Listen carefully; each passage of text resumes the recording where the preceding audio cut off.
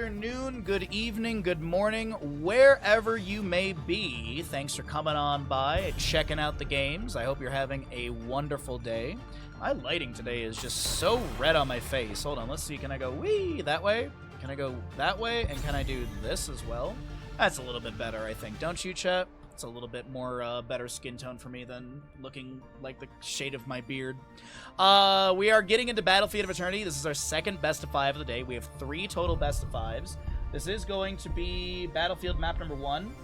The coin flip was won by Exodia Light. They opted in for first pick priority. Map pick goes over to Gaflo's Girthy Gremlins. Gaflo's Girthy Gremlins will ban away Curse Hollow, obviously choosing Battlefield. And Exodia Light, unfortunately for Forget What, will be banning away Alterac Pass. But the Twitch prediction is up and available if you'd like to make a blind prediction. We're getting into this game number 1. I do see UNC for Exodia Light. Is that a sub? Or is that Bloodcool? Nope, Bloodcool is there. Is that Copen?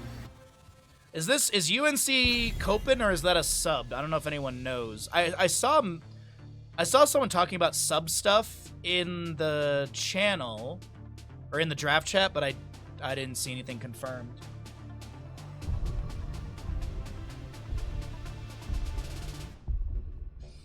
Okay.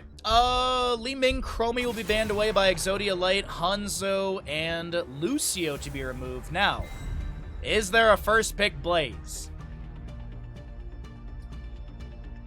Oh, wow. Ruby, wow. Are you blind betting already, Ruby? 2,000 on Gaflo's Girthy Gremlins? Bold of you, my friend. Blaze first pick. It's not really like, oh my god, I can't believe they took Blaze first pick on Battlefield of Eternity. Who would have thought? Alrighty,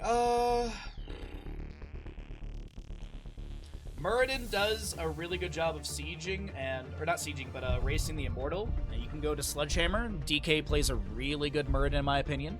Jahanna's up and available as well. We got a Muradin Dahaka. Okay. The Dahaka's not bad at all. As I said, Muradin's really solid. DK plays a good Muradin. With the Blaze, what do they want to go into? They could go into a very dive-heavy composition. They could pick up like a Greymane and a Diablo or something here. They could go just straight into dive. They could look at a Nubarak as well if they want a Cocoon. Or they could pick up like a Nubarak. They could pick up their tank and a healer here. Vala! A bit of dive, a bit of control, a little bit of that blended area. Now here's the thing. I feel like this is going to be a ban onto Zarya. Yeah, because literally you have like Hazu play Deckard and, well no, Yasu plays whatever healer you want, and then Hazu plays, I don't know if Hazu plays Zarya. I mean, Hazu plays everything, but I don't know if he's big on Zarya. But it would work really good for a hypercarry composition. I do think Zarya and, honestly, Deckard. I like Deckard a lot, but because you have barrier for the speed barrier for Garrosh as well. Like there's more than, yeah. Anyways, Ariel plus Zarya would be slot perfect for Exodia Light, in my opinion. Ariel Zarya is what I'd like to see in those last 2 picks. We'll see what ends up happening. Rhaegar is still up and available, which is a very common pickup, but Vala is a great battery for Ariel. You've got more CC potential, Zarya poke, speed barrier for Garrosh. Balloon, grant us strength.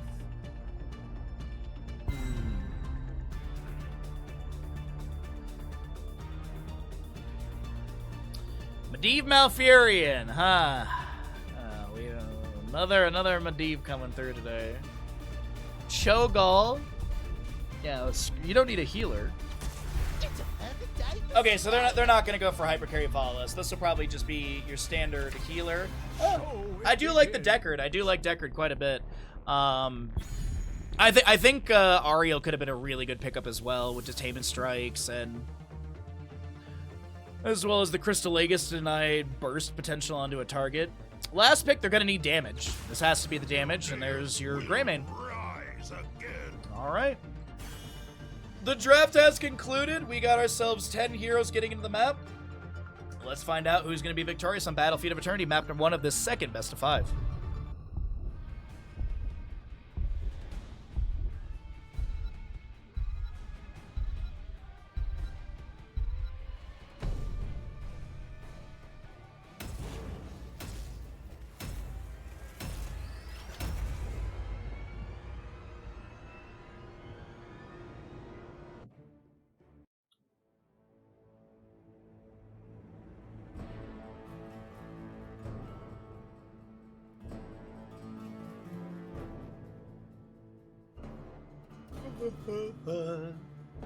God, it's early.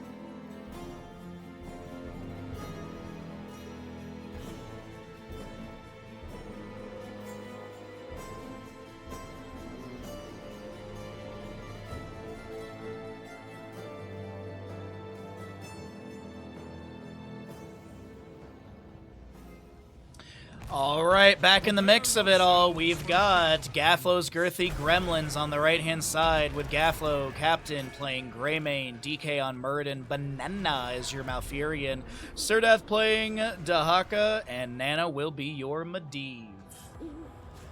Okay, sorry, I had to ask the tournament admin. UNC is Copen. Okay. The battle begins in 10 seconds. All right, so it's not a sub. It's UNC is Copen. To quote the admin, Copen is clowning. Hazuabs will be playing your Junkrat, Masquerade, Garage, Blood on the Vala, and Yasu is your Deckard Kane. Extra wound timers, Sapphire, Adrenaline Stim Pack, Hungering Arrow or Puncturing Arrow for the Vala, Q build. Groundbreaker for Garrosh level 1 with his Warbreaker. Dwarf Toss Muradin with his Dwarf Block. Viciousness, Portal Mastery. Enduring Swarm level 1, by the way. And you'll see your Emerald Dreams Malfurion. What's up, Be Crazy? I don't think I missed anyone in chat. If I missed you in chat, welcome in. Happy Sunday. And if I didn't, welcome in again. Top lane camp is going to be grabbed. It looks like bottom lane is getting pushed into, at least gate-wise, but Val's going to break away and start working on their Impaler camp for bottom lane. Nothing really massive to note early game. It looks like Junkrat was in the top lane to try and help out the Blaze in case there was a contest over that camp. Trap in the bush. Steal, or Concussion Mine to blast Surdath to the side. Taps the bush for a little movement speed. Fishes for a drag. And Hazu cannot take down the Primal Zerg.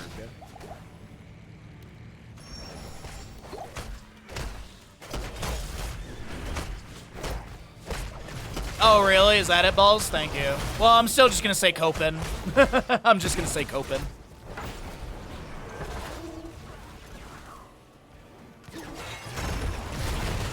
Crush! Yeah, who knows? Who knows? Surdath will be hearthing out. We've got Minion Wave coming in from the top. Groundbreaker goes fishing. Nothing to be caught with that one. 3 stacks currently for Masquerade. A couple of different reward areas as well. We have the 5 mark as well as the 10 and 15. No, it's just the 5 and 15. That's right. An auto attack 2 onto Vala. She's going to try and keep that hatred going, but it will expire in a moment. And it looks like we got a kind of 2-3 setup from both teams. A lot of rotations coming out. As level 4 will be picked up a little bit faster on the right, but I don't think I think it's just kind of missed experience in the lane for the time being. I don't think there's actually any notable missed experience, I think is the right way to say it. Muradin's going to try and flank over here. Masquerade's going to throw them around. Junkrat working on camp. Masquerade sprays and walks away. You too, Hazuabs. So he's not going to invade the camp. Vala doesn't check or anything. He's right there. They could try and block him in, but he's got Dwarf Toss, I assume, and yeah. DK's able to back off just fine. Dahaka blazing top lane. It looks like Dahaka's having some nice pressure into Copen. And has also that camp pushing up onto the gate. Groundbreaker into the bush, finds DK. Thrown into the Immortal Stun. Scroll of Ceiling from Deckard finds no connection. Concussion Mine pushing people further away. Defensive measures around the objective. Still, a little bit of poke damage has gone on into the allied Immortal of Exodia Light. Blood is going to start things out. We'll go ahead and check back over at the defended side. Gaflo is going to be jumping in as well. Masquerade fishes for a Groundbreaker. There's a Steel Trap in the bush. Root from Malfurion zones them back. Blaze Vala will work on the Immortal, and it's going to be a 1,500 or so difference in HP. I believe that's favoring Gaflo's Girthy Gremlins, indeed, yeah. Open steps up. Surdath lands a drag onto Vala. The toss from Garrosh into the root, kinda? I'm not 100% sure. I think it actually still cleansed things out, but it was just a silly little interaction. Medivh, rooted, Concussion Mine, Force of Will, and Medivh's stacks go down the drain. You love to see it.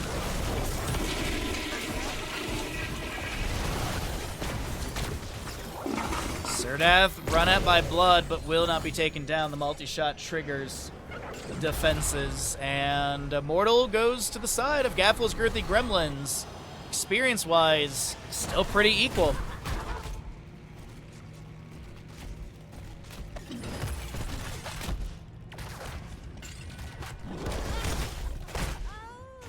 demon moves for the gates of heaven. Steel Trap finds the Muradin. Belith moves into bottom lane. Looks like Blaze and Haka still trading in top. Toss, Groundbreaker. Portal set up and allows DK to back off just fine. Another Concussion Mine over the wall. DK uses Dwarf Toss to back off this time. Scroll of Ceiling gets a root. Another Concussion Mine underneath DK. It is that Boom Pow level 4, if you're wondering how Hazuobs has thrown so many Concussion Mines out so consistently. The gate has gone down. A small amount of damage onto the structure. But that's the end of our siege from the first Immortal of the game. Go ahead and cycle through those other numbers if you're curious what the damage and such looks like as Blaze in top lane is working on camp. Greymane might be rotating on the left-hand side, and absolutely he jumps in, and Copen has to give this camp away. Medivh fishes for a stack or two more. Moonfires from Malfurion. Vala trying to get another puncturing arrow stack. A nice Indomitable from Garrosh. Throws Muradin. Able to get the Dwarf Toss. Concussion Mine pushes Banana further away. Another Groundbreaker over the wall. Masquerade has got to be getting close to finishing out that level 1. Probably somewhere in the 10 to 12 mark area of the 15 needed. Bottom gate goes down in favor of Exodia Light. Gaflo's Girthy Gremlins backing off a little bit. Greymane to Hawk in top lane. Pushing things up into Copen.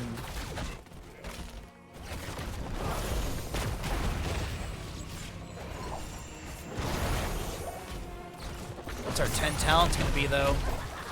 Sapphire and Scroll of Ceiling to zone, and Impaler Camp and Minion Wave pushing up. DK steps up. There's an Indomitable into a Groundbreaker toss. Force of Will denies some of the damage, and also Warbreaker level 1 is completed. Vala gets thrown to safety. Garrosh is going to be rooted for a moment. Hazuob's able to back off, throw a few more frag launcher grenades back at the enemy. Masquerade trying to pick up potions from Yasuo, but it is Garrosh going down, and 10s are picked up on both sides. But an unfortunate time for Garrosh to go down, as the Immortal is going to be up in 5 seconds. Garrosh up in 14. Junkrat starts working on this camp, but DK will invade. Riptire, Rain of Vengeance, Bunker, Blesh, or Sewa and Listen, and we've got Curse Bullet, Avatar, Leyline Seal, Isolation, and Tranquility for the Malfurion. Immortal Race is good to the side of Exodia Light. Garrosh is back. A lot of potions set up. Hazu steals a few of them in this little corridor. Stormbolt initiation. Toss over the wall. Ally toss to pull Hazu out of that root, potentially. Dahaka gets rooted by the Deckard. Kane. Scroll of Ceiling. Riptire coming through. Groundbreaker connects because of the little push from Hazu. Deckard trying to find a flank stale one listen and decides to regroup with the allies. Yasuo's still going for it. Look at Yasuo positioning on the low side of her screen. Gonna try and flank over here with a stay wall so the allies can pincer her in, but it's not gonna happen as the Immortals are on defendable sides and both teams are set up to clear waves and grab camps. Couple autos from Greymane. I believe he's got Quicksilver bullets. Yeah, he does. Yeah. I was like, his range looks a little further. And it does give you the 1.1 range. Immortals trading imaginary damage, and camp and bottom will be dealt with by Dahaka. He can brush stalk in, I assume, and that's probably why we're not seeing the green light from Exodia Light to run at the enemy Immortal phase. Wave is pushed up. Dahaka backs off. In that small window, Greymane tried to step up. Garrosh had a groundbreaker to zone. Toss. Greymane hit with the Warlord's Challenge. There's going to be a Force of Will right there. The Leyline Seal connecting onto 2. Meanwhile, in the backline, Blaze with the Pyromania active is trying to get something going. Big stay while and listen onto Greymane and the Muradin. Garrosh looks to step up. Dahaka brush stalking right next to the engagement. And another Concussion Mine pushes Gaff away, but now it is the crew of Exodia Light stepping up. They have that Malfurion kill, and they will confirm the second Immortal of the game. Camp on the right is going to be tagged. Concussion Mine reveals the enemy, and this is a really good invade. If they get a Muradin kill, and I think they can definitely take down the fort in this. The drag misses from Dahaka. The Rain of Vengeance comes through. Avatar from Muradin will be there. Garrosh is on the point. The last Shaman needs to be cleared. Riptire to zone. This is a little awkward right now. Masquerade throws DK away. They get the camp. Greymane lunges in. Blaze so very low. Does not have a bunker to summon. And will be taken down. Portal from Medivh to try and chase in further. Steel Trap catches Dahaka. So top fort is not going to be confirmed, but I think they pivot into bottom, and Exodia Light does get the structure. 28 stacks at 9-10 minutes in for Vala. Hello. 23 stacks for your Medivh. Toss, Groundbreaker. Fort defenses. Warlord's Challenge. 35 armor from the structure as the minions take down that remaining health bar of the fort. But it is a double fort for the members of Exodia Light. I didn't think the Immortal would get that, but nicely done. Yasuo gonna Hearth out for full mana. Blood to do the same.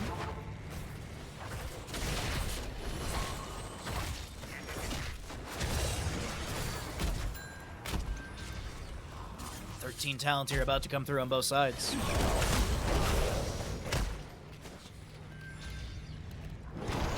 Moonfire activation. Toss, Groundbreaker, Steel Traps on the ground. No Chattering Teeth or anything. Masquerade is able to back off into a potion. The Ancient Blessings from Decker Kane level 13 do activate. The Leyline Seal creates a space, though, for Gaflo's Girthy Gremlins to back away.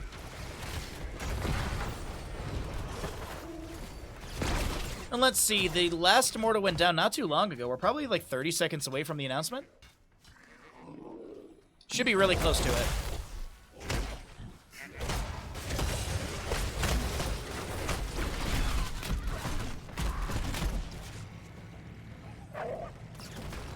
Okay. Top camp, 2-minute 14, 52 left, 2-minute right, 2-minute bottom. Battle will soon be upon you.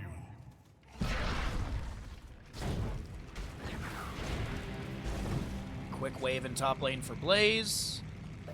No talent tier advantages. It should be 14 to 14 for scaling. Gotta trap them all, and the sticky wicket were those 7 and 13 for Hazu. Gloom for the Vala, by the way, for a little extra spell armor. And also, you do also have the passive, but also the 2.2 health per second for each stack of Hatred.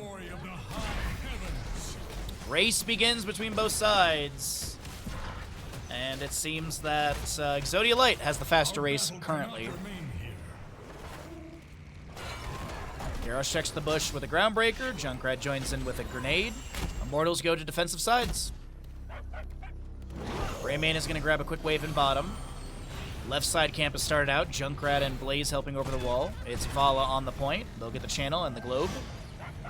30 stacks for your Vala. We'll check the scaling in a little bit after the Immortal phase and Siege. Toss, Groundbreaker. No Warlord's Challenge. Garrosh steps up, gets the Warlord's Challenge. The Leyline Seal just finding Garrosh. The Jet Propulsion missing. Scroll of Sealing Zones. Meanwhile, Dahaka will not be displaced by a Concussion Mine as he burrows to safety. No Lurk Restraint. He did go into that W build that I like to talk about every so often. Enduring Swarm, Hero Stalker, as well as your Symbiosis, and then also into Primal Swarm for the armor debuff onto enemies as well. Yo, what's up, Shy? Good to see you. Stay a while. Catches 2. Cleanse from Malfurion. Wakes up Gaffin. DK. A portal set up. Concussion Mine pushes DK further away. Greymane going to try and make a play. There's currently a Jet Propulsion landing on Malfurion. Tranquility activated as he does get a Force of Will from Medivh. The Curse Bullet misses. Isolation landed onto Hazuop's Junkrat as Bloodpool looks to back away. Jumps inside the bunker summoned by Blaze. DK getting a little bit low. The Jet Propulsion finds no CC. More Moonfires from Malfurion to heal up his rejuvenated targets. And the bottom lane wave pushing up from that Fallen Shaman earlier. Once Greymane shows, they're going to run at the Immortal. Vala doubles back with a Vault. Gets the reset on the Hungering Arrow. Here comes Ancient Blessings as well from Decker Kane. Toss Groundbreaker onto DK, but I don't think the priority is going to be onto this, onto the kill of DK. It's going to be onto the objective. Third objective of the game, and it will go into, I'm not sure which one is weaker, but that's going to be a Riptire from Junkrat. Warlord's Challenge, big Riptire damage. Masquerade still somehow, someway alive. A portal from Medivh allows the allies to back away, and no kills to be found on either side. The Immortal goes to top, and so does the vast majority of your Exodia Lights players. Sorry. Phrasing. Decker did reset for full mana. And he'll sprint in with the allies. Immortal at 50% health. Vala, by the way, 38 stacks. The scaling is 228. The baseline damage on the first hit is 262. You guys can do that math. It's like 10 million damage, right? Ancient Blessings, Rain of Vengeance, Gaff thrown back by a Concussion Mine. Dahaka brush talking in, but Greymane's able to disengage now. Muradin's the one out of position. Dwarf launches to the side. Jet Propulsion misses the Dahaka as he burrows with Tunneling Claws, level 16 movement speed augment as well. Keep is dropping down to about 50%. Muradin in the thick of things. Garrosh trying to back away. There is a Concussion Mine to zone the enemy's back. Force of Will denies the kill into Muradin, and he's able to get out after getting the kill into that Garrosh, but the Immortal will confirm the keep. As a Scroll of Sealing catches Malfurion. Riptire from Junkrat activated. Steel Trap thrown down. Dahako, I think, was fishing for a drag. There's a Rain of Vengeance available for Vala if she needs to use it. I don't think she gets to push the button in time. Drag lands onto the old man Decker Kane. A jump propulsion from Blaze is going to help out. Yasu does go down.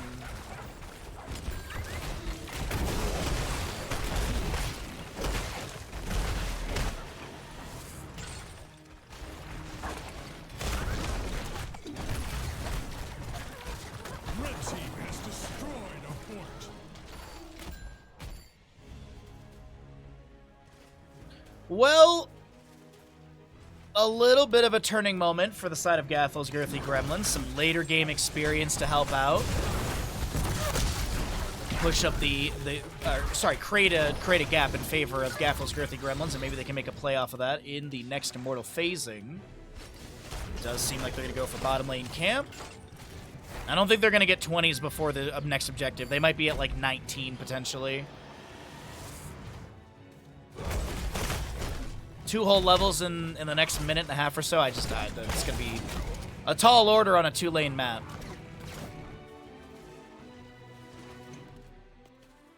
And by the way, the Heraldic Staff for Deckard with that bonk. You also have your Seething Hatred for Vala. No Manticore.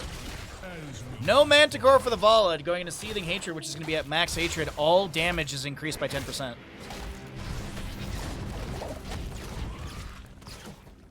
Okay, we'll see if it all works out. Temporal Flux. Dwarf Launch. So no heavy impact or anything like that. Lord of his Pack. Lurker Strain. Nature's Balance. And the crew of Exodia Light in position for an immediate race when the Immortal starts. Dwarf toss in from Muradin, looking for a Stormbolt connection. Dahaka's pushing up top lane with a double camp into the Keep Gate. But Vala damage, they just shred through the first half of this Immortal. Garrosh a little split from his team, but he's fine.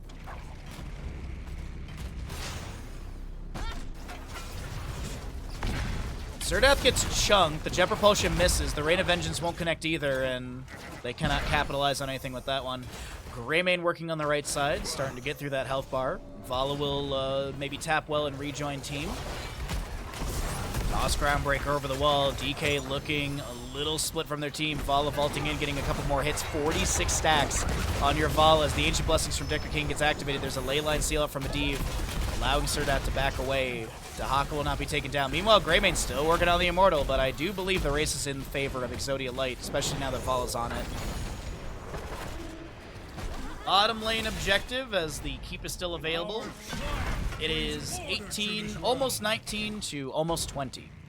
favoring the side of Gaflo's Girthy Gremlins with their 3-kill advantage, but siege-wise, oh wait, hold on. Groundbreaker onto Greymane, toss onto Murden, Dwarf toss to the side, Riptire from Junkrat, stay a while and listen. Savage Spin, Warlord's Challenge.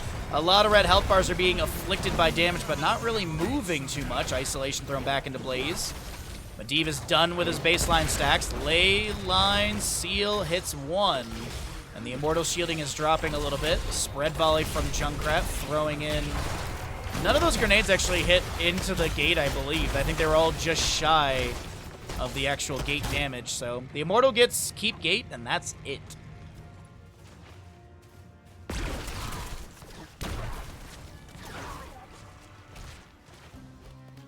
Thus ends my Murden sets up to anchor in this bush for bottom camp. Junkrat might check with a few grenades, but the assumption is the enemy is there. And Murden will be seen with 1 grenade. Yep. Gonna check the corridor just in case. Rewind Murden, Leyline Seal, Medivh cheats, Isolation, Contagion. That is gonna be Blunderbuss, Greymane, and Malfurion with Serenity. Probably Acrobat level 20 for Vala, right? You want all of those resets on Vault for the Hungering Arrow? Indeed it is. Fortified Bunker, Respect the Elderly, Extra Oomph, and the Unrivaled Strength. Or Titanic Might, sorry. Indeed, you too, Hazu.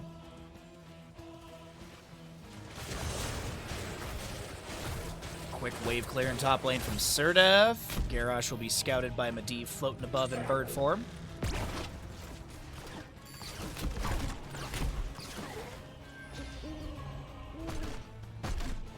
Junkrat just checks a few bushes around. Steel trap set up underneath Garrosh.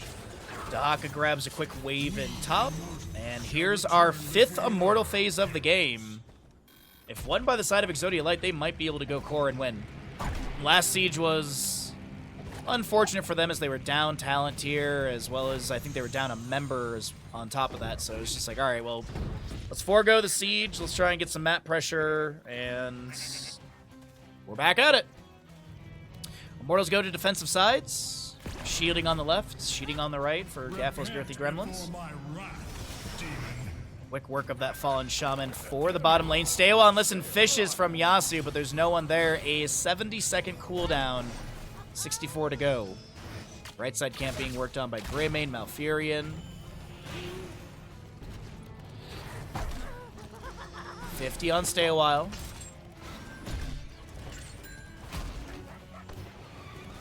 Waiting to see who steps up. Blaze, I think, is going to get a quick wave in top. Dahaka is showing in bottom. And Medivh the danger in the situation. Toss into Groundbreaker onto Greymane. Tries to get away from the Immortal stun.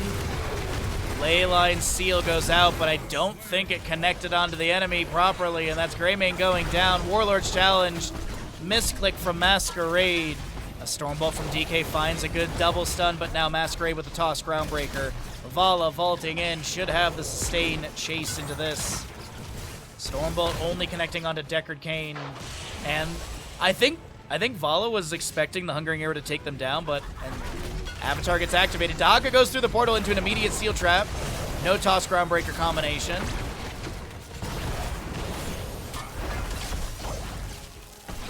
Sapphire, Deckard Cain gets a little slow. Dahaka has to burrow. Nano able to get away. The concussion might helping, but it's 57 stacks for your Vala.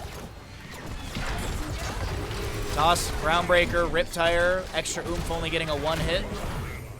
And the Immortals will swap sides. Isolation landed into Junkrat as he tries to sprint away to a potion on the left of the engagement. The Immortals go to raise potential sides. Concussion Mine lands onto this Dahaka. That burrow was beautiful to avoid the Jet Propulsion stun. Leyline Seal denied the kill, but this is going to be the objective phase over the left-hand side of Exodia Light. And it will go to bottom lane. Is this a game-winning push 23 minutes into map number 1? We're going to find out together, everybody. It's a very late game Immortal.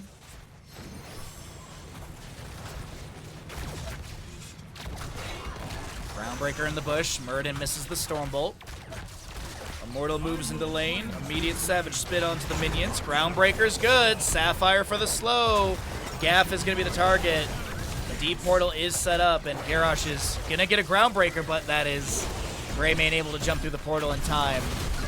Keep is still available, but the Keyfront Gate has completely been taken down. The Leyline Seal catches 2, Deckard and Blaze. Riptire from Junkrat summoned. Keep in mind that extra oomph level 20, looking for the triple hit, gets a double. Ancient Blessings I saw come down from Deckard to drag lands into the Vala. She vaults to the side.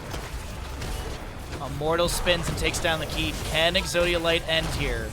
Blood a little bit low, wants to get some potions from Deckard before stepping up. Spread volley from Junkrat, gets a little bit of extra grenade damage out. Groundbreaker finds the Muradin. Unfortunately, Masquerade, I think, was hit with a Stormbolt. And it is not going to be... This is not going to be an ending for Exodia Light, but they do have consistent catapult pressure through bottom lane with no periodic or matching. Masquerade trying to back away right now. Open is going to be forced to use the bunker, the triple Riptire. Gets the hit. Reset for Junkrat. DK trying to back away. The Leyline Seal connects onto the 2 that we're chasing on a Muradin. Stay a while and listen. Muradin rewind. Stay a while and listen's pretty good, though. The Warlord's down to follow that up. Muradin's going to try and jump into the back line. Concussion Mine to blast people around. Oh, no. DK, bye-bye. Medivh will fall as well. And Yasuo is currently chasing onto Gaff. Now, Masquerade likes to play with his food, but I think there's going to be a call to actually go core 25 minutes in. Bonk him! Bonk him!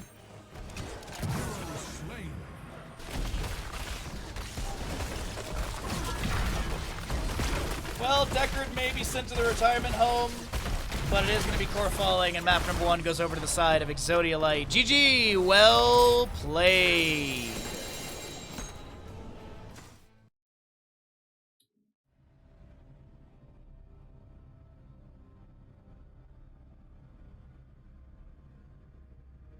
Alright, nicely done. Map 1 in the books.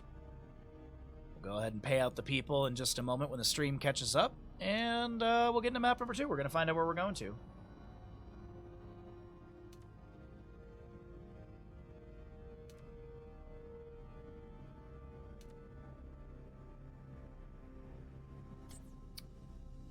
And that's just map number 1, everybody. We still have potentially 4 more maps in this series, and we have an upper bracket final later.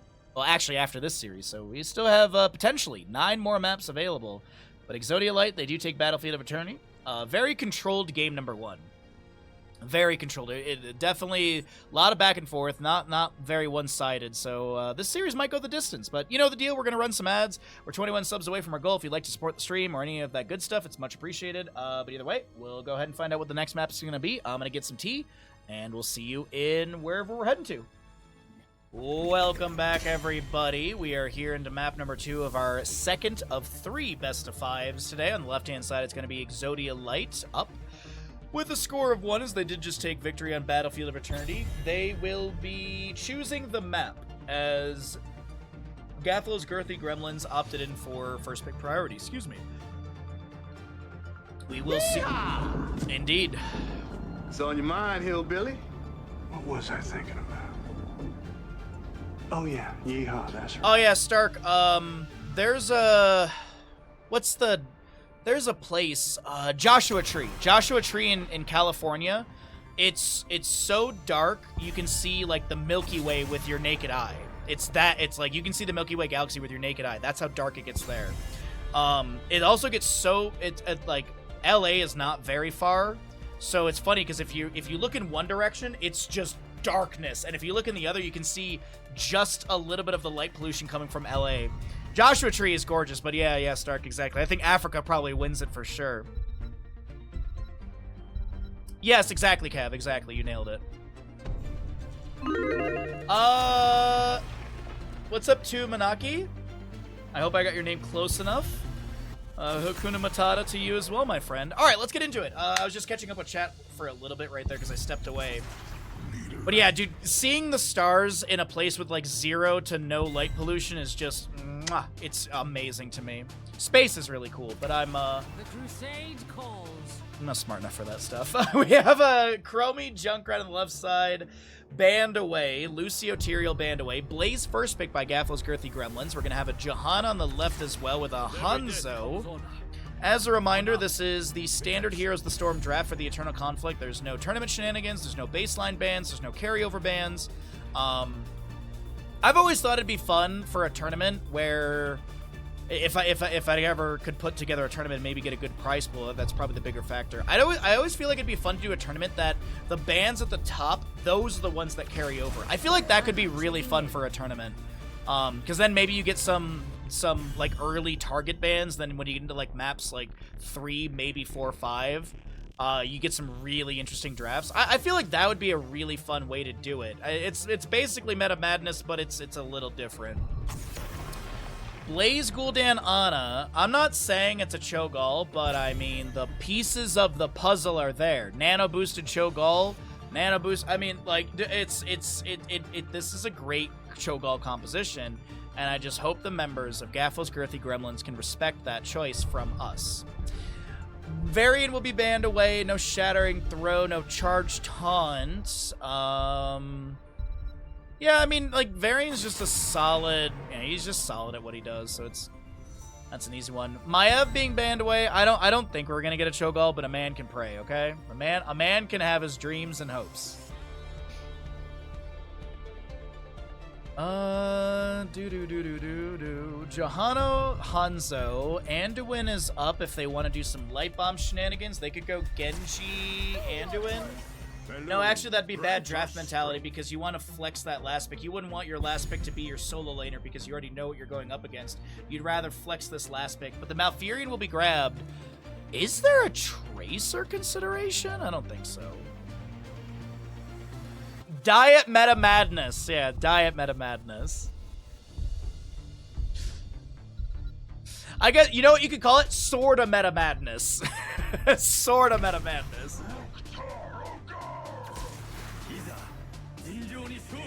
Genji Garrosh with an Ana Gul'dan Blaze.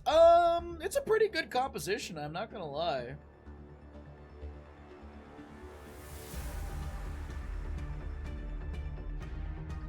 What do they do for this last pick, though? I feel like it should be a mage with Malfurion Innervate. They could go into Zul Jin if they wanted to bypass the armor. They could consider Zul Jin for, like, no mercy. It is going to be Tracer, okay.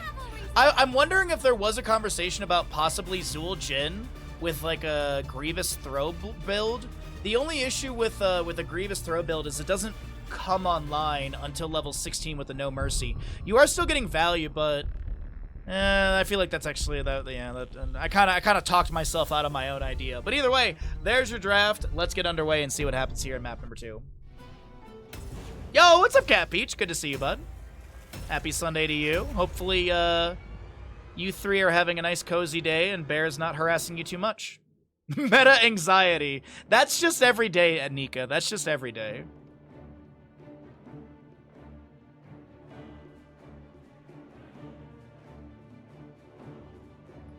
Ooh, that's good tea. I opened up a new bag of mango tea, and the flavor's a little different. It's good.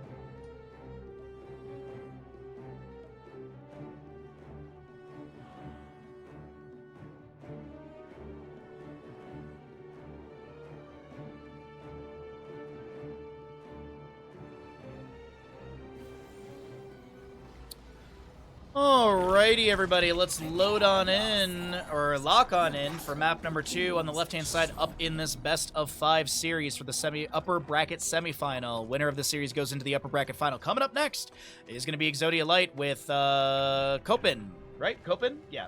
Copen playing the Urel. You've got a Blood Tracer, Yasuo Malfurion, Hazu Hanzo, and Masquerade Johanna. Right side of the map, looking for a not easy, but looking to find parity into this best-of-5 series is going to be Gaflo's Girthy Gremlins with DK, Garrosh, Nano Gul'dan, Banana Ana, Gaflo on your Genji, and blanking on the solo laner name, Serdath is going to be playing your Blaze. That's right. We ran 5K this morning, so we are oh, wow. Well, I hope you get a nice, hearty meal. You gotta, you know, calories in, calories out thing, or whatever they say. Condemned from Jahan as they step up into Blaze. Gul'dan and Righteous Hammer pushes people around. Garrosh steps up, tosses Tracer, but the recall comes through midair, and Tracer will be back to safety. We're going to get into the double soaks, so now's a good time to talk about those level 1 talents. Simple Geometry, Hanzo, Dauntless, Parting Gift, Emerald Dreams, and Zealous Glare. Gul'dan will be picking up his Pursuit of Flame. 30 stacks needed on that. 6 already picked up. Contact Healing Ana. Adrenaline Stim Pack. Unrivaled Strength. And Agile Dismount for the Genji. Nothing too flashy. Nothing too crazy.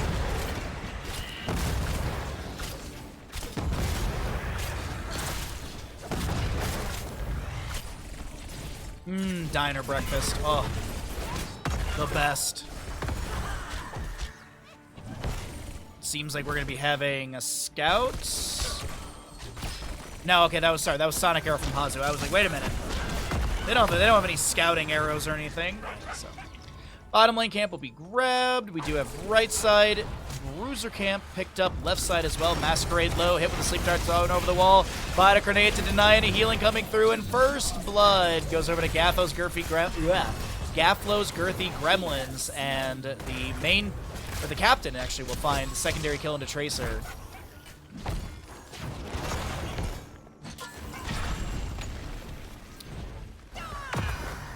Okay. A little bit of early killage. Gaflo and his Girthy Gremlins will push up their wave through mid near the fort gate, but scatter from Hanzo goes out, getting a 7 stack on Simple Geometry. Gul'dan continues to push the waves up here in top lane, and Masquerade just floating around. Back over in the bottom, Siege Giant's throwing in a rock or two. We'll be able to get some damage onto the gate of bottom fort. Back over in the mid lane, a nice scatter goes out, another stackage for Hazuab's Hanzo, or Hanzuab's. Gul'dan picking up a few more stacks into Masquerade, drain some health for their own health bars, and then, you know, trade health for mana.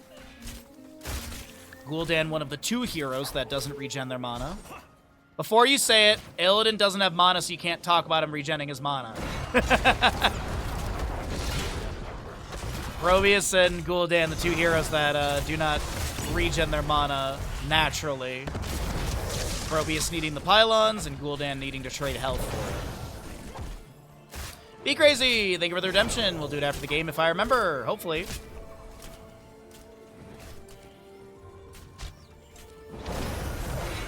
Fire goes out. Sleep Dart, I believe, denied by the Iron Skin. Little damage over time applied to Masquerade. Healing Darts thrown out here and there. A Shield Glare thrown back into the enemy as well. A Scatter Arrow tries to find something, but nothing to be caught.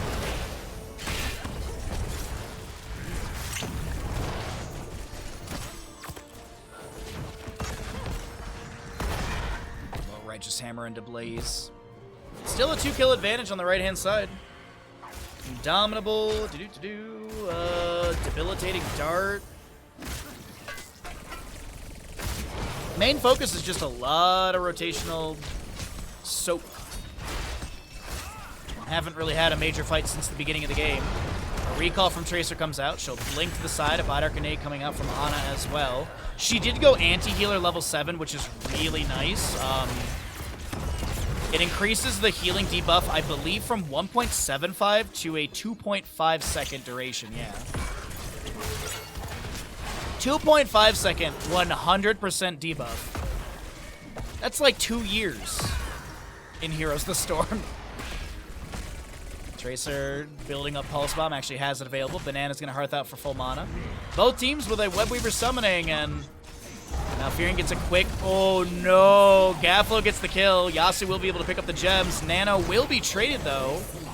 Gaflo picks up the allied gems. Jet Propulsion Blaze misses, Masquerade thrown in. A Shield Glare into Garrosh. A Condemn pulls 2 enemies back. Subdue was the level 4 pickup, and it does have an activation that's slow since exposed level 7 as well for that 35% healing debuff. Hanzo back in the mix of things. 1 to 3 in kills. Gaflo getting a delay on the objective turn-in. Sleep Dart finds the Tracer, but I don't think they're going to be able to play into that, as Malfurion has a Nature's Cleanse from level 7 activated into Tracer. Rel bottom lane continues to push things up. She's whittled down one tower and the gate, but that is blue web weavers to descend over the side of Exodia Light. DK steps up. Hazuabs respects him, steps back. Sleep Dart goes out, no connection. Healing darts thrown here and there. Masquerade trying to pressure on to DK. The root goes down from Malfurion. And Garrosh does not fall. A lot of tense and very close moments in this back and forth of map number 2 and our second best of 5 of the day. Avenging Wrath in from Urel. Tracer down in bottom lane to help out with some siege. There is going to be a toss onto Jahanna on the top lane, as I did see that on the mini-map. Sonic Arrow to grant some vision. Gul'dan makes Swiss cheese out of the Web Weaver through mid. And bottom lane Fort may go down. The Web Weaver is still pretty healthy. Fort is healthy as well, but Blaze is pretty much zoned out.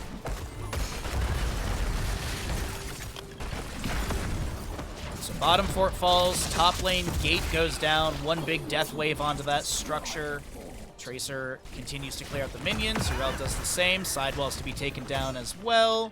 Dragon's Arrow, I believe that's Sticky Bomb, Ardent Defender, Tranquility, and your Blessed Shield for the Jahanna. Garrosh in the bush, as he's been for most of this game. Might see a Shield Glare for a Masquerade, just to get a dismount. Nope, they just walk into the bush. Masquerade gets thrown, hit with a Sleep Dart. Groundbreaker as well. Malfurion puts a root underneath, just in case, as it looks like Genji was harassing around the Siege Giant camp, but can't do much more than harass. Heroic-wise on the right side, Horrify, Nano Boost, Bunker, Warlord's Challenge, and X-Strike from Genji.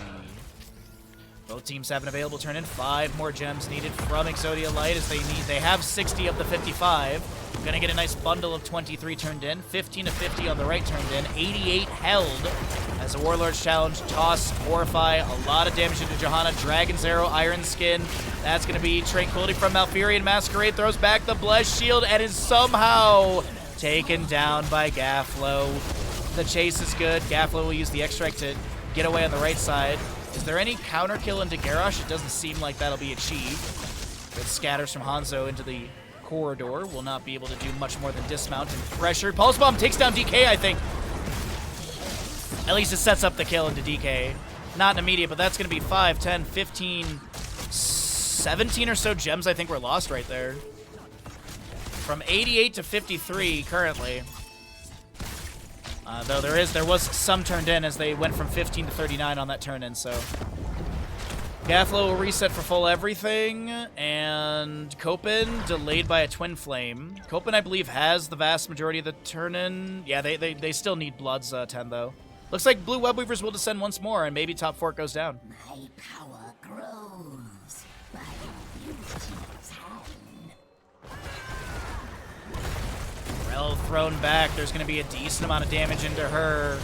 Ardent Defender still available. Condemned from the Jahanna. Blaze misses the jet propulsion. Iron Skin from Jahanna will expire in a moment. But the Blue Web Weavers are about to be here. 12.5 on both sides. 13 talents here on the horizon. As our mid lane Web Weaver has descended. Gul'dan already working with some Fell Flames. Does have Pursuit of Flame finished out. Top lane Web Weaver sieging on its own. Blaze managing bottom. Look at Urel. Looking for the flank from the Blessed Shield. Dragon's Arrow, Pulse Bomb misses. Horrify from Gul'dan. Hanzo chases. Auto attack was needed, and Hazuabs gets the last hit. That is going to be mid and top forts taken down, I do believe. I don't think Genji has the wave clear to be able to clear out Web Weaver plus summonables and Hanzo. He doesn't have the biggest siege, but hey, he throws logs at structures and deals decent damage with them. What is it, like 200 something damage for an auto attack from Hanzo? 330 actually. Tracer setting up for boss. Solo boss play. 35 of 60 are currently held.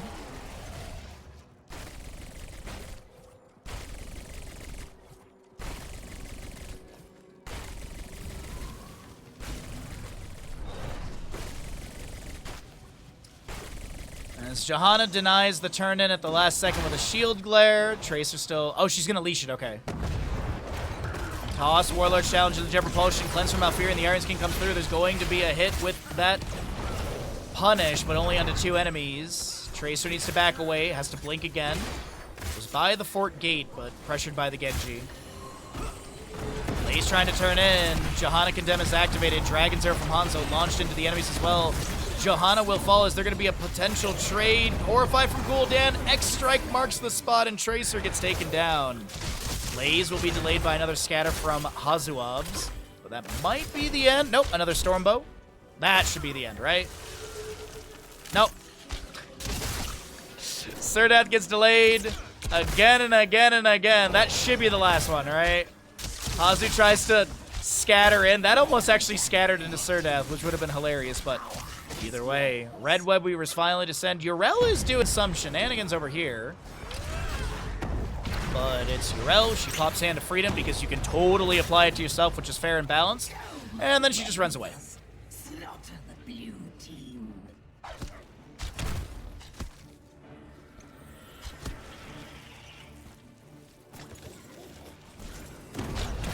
Fell Flame from Gul'dan finds Masquerade. Did go into Fell Armor at level 13. We'll probably see Rampant Hellfire 16 as well.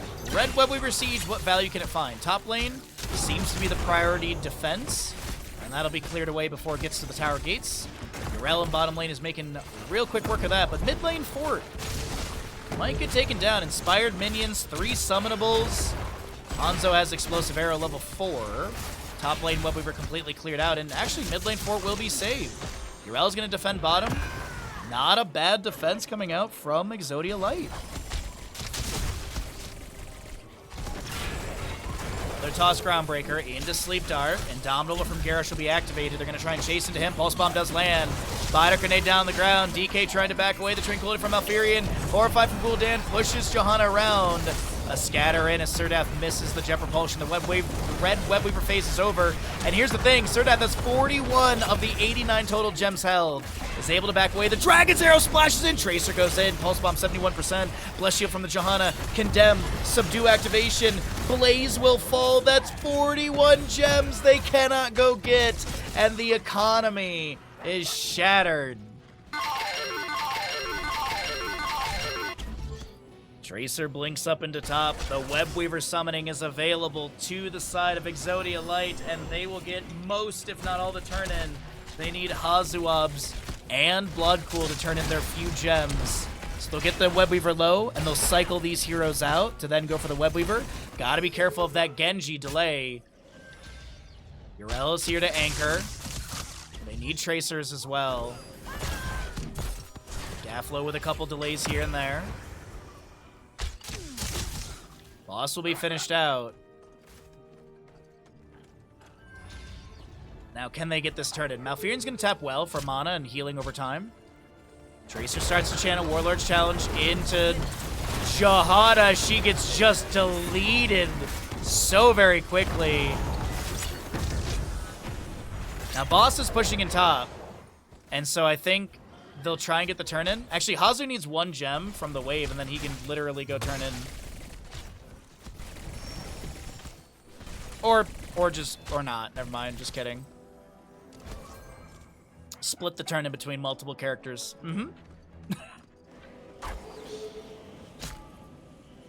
The boss in top lane weakened the keep gates. We'll see blue Web Weavers descend. I think they're also trying to wait for Johanna Death Timer. I think that's the other factor too. That's why there was no massive priority to get an immediate turn in when they had the window for it while the enemy was clearing boss. They wanted Johanna to be able to respawn, cycle in with the team, and siege 5v5. Sonic Arrow into the objective. Turn in. So we got Pulse Bomb ready to go. 4 seconds on Nano, 10 seconds on X-Strike, 15 on Tranquility. Everything else is up and available. Hazu getting a little bit of gem count in top. We have Johanna rotating in. Is there an arrow that Hazu can fire? There is, but I don't think he's going to go for it because I don't see a real fight to break out on the south side. There is Genji poking here and there, but Hazu wants to shove this wave onto the keep as it is exposed. Mid lane pushed up a little bit. Inspired minions are here. Garrosh steps out, but is unable to get a target to throw. X-Strike from Genji. Dragon's Arrow. Hanzo! Scatter gets the kill. I can't believe it. Hazu with the outplay. That Dragon's Arrow timing with the X-Strike. Pacha. Absolute Pacha timing. Jet Propulsion says hello to Masquerade. Ardent Defender activated by Urel. The Horrify from Gul'dan. There's going to be a Warlord challenge. Condemn into Pulse Bomb. Bunker comes down from Blaze. The ally toss on the Nano out of the Emerald Dreams. The top keep has gone down. Scatter from Hanzo coming through. Groundbreaker misses. And 35 held of the 65 needed. 20 talent here, just about to tick over in favor of Exodia Light. 24 of 55 turned in, 50 plus, nearly 60 gems held on the side of it. Gaflo's Girthy Gremlins.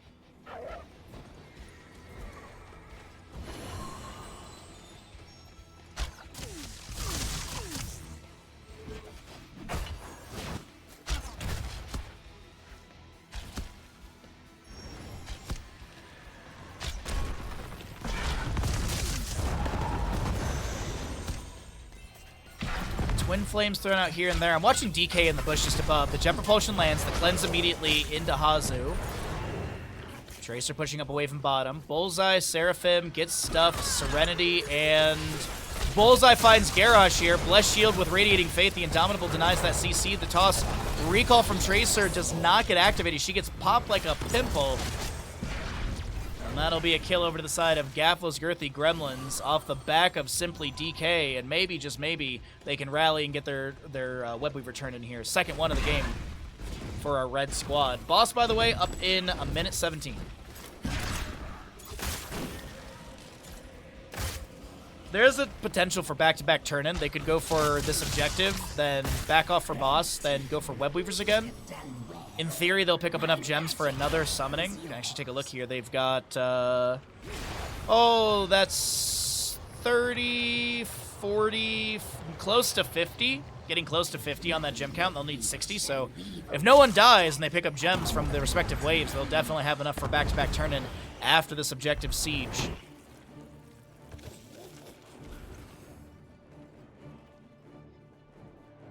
So bottom is... I'd assume bottom is cleared away.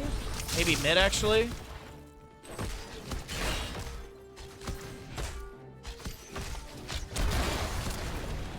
Gul'dan pushes up in top lane, but doesn't want to step too far out without his team. Is gonna actually rotate, sorry, back into mid lane. Horrify from Gul'dan does not pull people the way he was hoping for. It is Haunt level 20, Nano Infusion, Fortified Bunker, Titanic Might, and Living Weapon as the top fort, mid fort do go down. Bottom fort is going to be weakened, but maybe picked off. The Summonables have really high, they have a really fast attack rate, and they have more damage than the Webweavers as well. I believe it's double the attack rate of the Webweaver. I think it's like 2 attacks per second, and the Webweaver's 1 attack per second effectively. It's something like that. I might be a little off. Let's see if I can check this really quickly. Webweaver does half attack a second, and I think the Summonables do 1 attack per second. So yeah, there you go. But like I was talking about beforehand, I have the crystal ball out, everybody. I said it's going to be Webweaver into a boss pivot, into a turn-in, and I do believe that will be happening. The enemy team of Exodia Light does not have enough for a turn-in, so it's not like they could get a counter turn-in for some pressure. They might try and delay, but 65 of the 60 are held. Gaflo is the only one who could probably skip the turn-in, and it looks like that's exactly the case. Going to skip the turn-in, Swift Strike over for Bruiser Camp, and more pressure to be applied. But Gaflo can't do this on his own. He's going to need a little bit of assistance to speed things up, and it looks like Ana, Blaze will join in. Gul'dan working on the mid lane wave first. Picks up a few more gems. The boss in top lane pushes things up. What's the lane priority for this objective push? Mid's opened up. Top is got side walls. Mid keep has taken a little bit of damage as well. It seems like this is a mid priority coming through. Blaze pushes things up in bottom a little bit as well.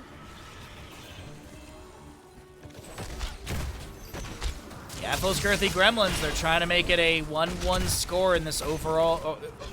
overall 1-1 score in this best of 5. Most importantly to note is 6 to 9 in kills. Gul'dan with a few fell flames into the keep gate of bottom lane. Mid lane Webweaver finds minimal to no value.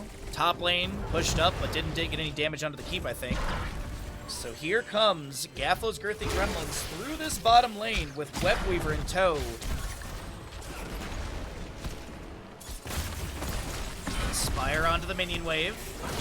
Rel jumps in with the Seraphim. Righteous Hammer to push back the enemy, create a little bit of poke space for Hazu and Tracer. And this Web Weaver phase doesn't get as much value as I was anticipating. That's a bullseye onto Blaze, or sorry, onto Garrosh. Blaze does start the camp out. Dragon's Arrow available. Pulse Bomb is here. Sleep Dart connects onto Ana. Onto Urel from Ana. Jesus. Miter Grenade. That's a good Warlord challenge coming through. The Dragon's Arrow finds no one. The Gul'dan has got his Nano Infusion and chunks through Johanna's health bar. Yo, Ninja. Thanks for streaking, bud.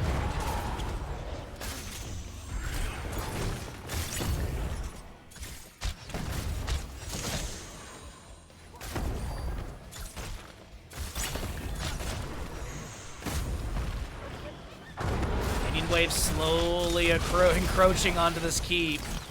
Urel is clearing out that camp through mid. Jet Propulsion finds Malfurion on the left-hand side. The Pyromania is going to be activated. The Adrenaline Stimpack, I believe, comes through. The Get Stuffed onto Simply DK. Gets a huge heal from the Ana with the active reload. Malfurion Garrosh should be traded in this moment. The Jet Propulsion lands into Urel, but she has Ardent Defender activated, going in for potential damage on the Gaflo. But the Swift Strike allows this Genji to back away to safely.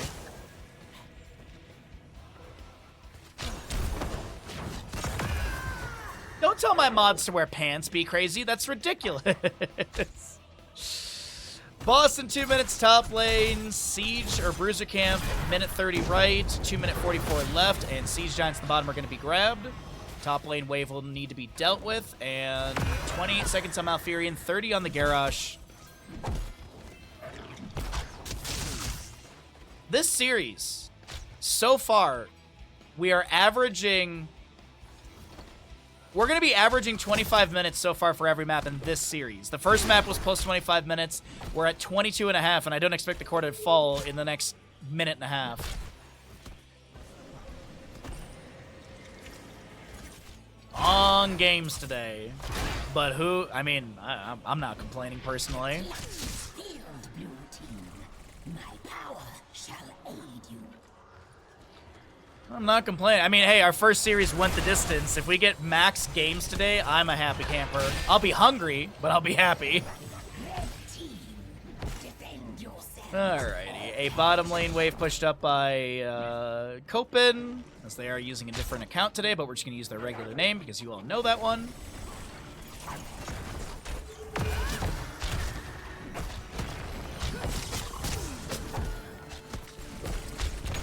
Can Exodia Light turn things around in what was kind of a trailing map number 2? It's been a little bit rough for Exodia Light. Obviously, it's 11-7 in kills, favoring the members of Gaflo's Girthy Gremlins. The bottom keep does go down. Top keep was taken out as well. One mid keep remains. Genji with the cyber agility in, but Swift strikes immediately back. Bruiser Camp just now respawning. Boss up in 10 seconds. Neither team with a turn-in. 33 of 70 held on the left side. 39 of 65 held with 13 turned in. And the clutches are open and available for both teams. Reclaim the gems of my power. Show no mercy. I think they're going to feign boss. I don't think they're going for it. Tracer building up Pulse Bomb, also taking out Sidewall for vision. Genji with a Cyber Agility for the reset on Shurikens, and then a single Shuriken throw, and then a Swift Strike to the side.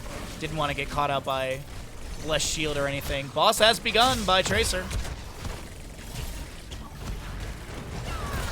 Oil Slick goes into the bush. Ignited Oil Flame, or Ignited Oil Slick. Tracer's gonna leash the boss down. It's almost at 50%, but it's leashed, and it'll go back to full in a moment. An absolute wild poke and back and forth. The Jet Propulsion misses. The Iron Skin activated by Johanna still. Rail jumps in with an Avenging Wrath. Righteous Hammer misses. Genji with a few shurikens into the face of Copen. Another Sleep Dart goes out as well. So Jet Propulsion misses from the Blaze. Righteous Hammer pushes him back. And we're very late game catapults, so I just want to see the stats really quickly. Over 1,000 damage into structures with 1,625 HP. Masquerade going for a turn-in, but I think it's mostly just trying to force the enemies to step up. It's 8 gems. They don't have... They have just over half of the turn-in of the 70 needed, sitting at 41. Urel heads to bottom lane for Siege Giants. 4v5 around this poke engagement. The one thing to mention is that Surdeth does have 29 and may get those turned in. Shield Glare will not come through in time. 26 held, 42 of 65 turned in for the members of Gaflo's Girthy Gremlins. Urel got Siege Giants for bottom. Sonic Arrow to get vision of the turn-in clutch. 4 gems needed. Who's got it? It's Gaflo on the Genji. One character has it. They got to keep eyes on Genji. We'll see if he sneaks down into the lower side turn-in. Yeah, he's absolutely going for that. Absolutely, he's going for that. I don't think there'll be any interrupt onto Genji in time. Red team, my magic is yours. Level 24 to level 24. 26.5 minutes in. Indomitable activated by Garrosh as the Web Weavers will enter into Tomb of the Spider Queen. Backing Gaflo's Girthy Gremlins, as I do think there was some well taps through mid. Jet Propulsion denied by an Iron Skin of Johanna. She steps back up with a Condemn punish hit, but no subdue activation. No subdone still. Mid lane Web Weaver the hardiest. Mid keep and top keep still available in defensive measure as defensive measures.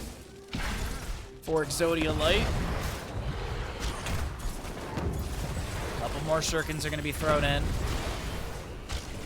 Scattered goes down. Johanna thrown in with the Condemn. The Horrify from Gul'dan. The Dragon's Arrow from Hanzo. X-Ray from Genji. Johanna's the one to be taken down. Or Banana gets picked up by Tracer. Bloodcool. Midkeep falls. But they get a trade in the kills. Healer for tank. Okay.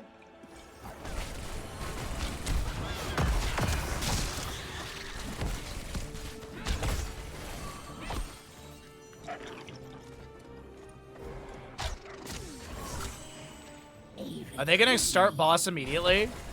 They are. Genji's pushing away from mid. Gul'dan, Garrosh, they're heading for this. No Horrify for 34. Pazu is hearthing out. Scouts out Surdeth, I do believe, or at least I think they're... Oh, no, that's a really good Jet Propulsion. Recall from Tracer. Able to back away. Malfurion Tracer do fall. 28 minutes in. Hanzo is the last defender. Actually, no. Masquerade did just respawn. But I think this is going to be Gaflo's Girthy Gremlins with victory. Hanzo and Johanna to defend. This would... Okay, Dragon's Arrow lands. Condemn into the slow. Core defenses have some decent damage. If they can take down Gul'dan, that'd be massive. Horrify pushes Johanna further away. Jet Propulsion lands on the Hanzo, and he is dead.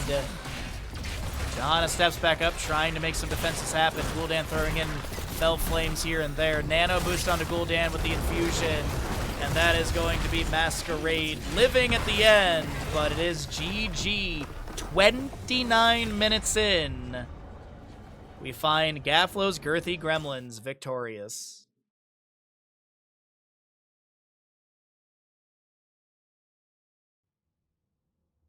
It's a 1-1 score, everybody.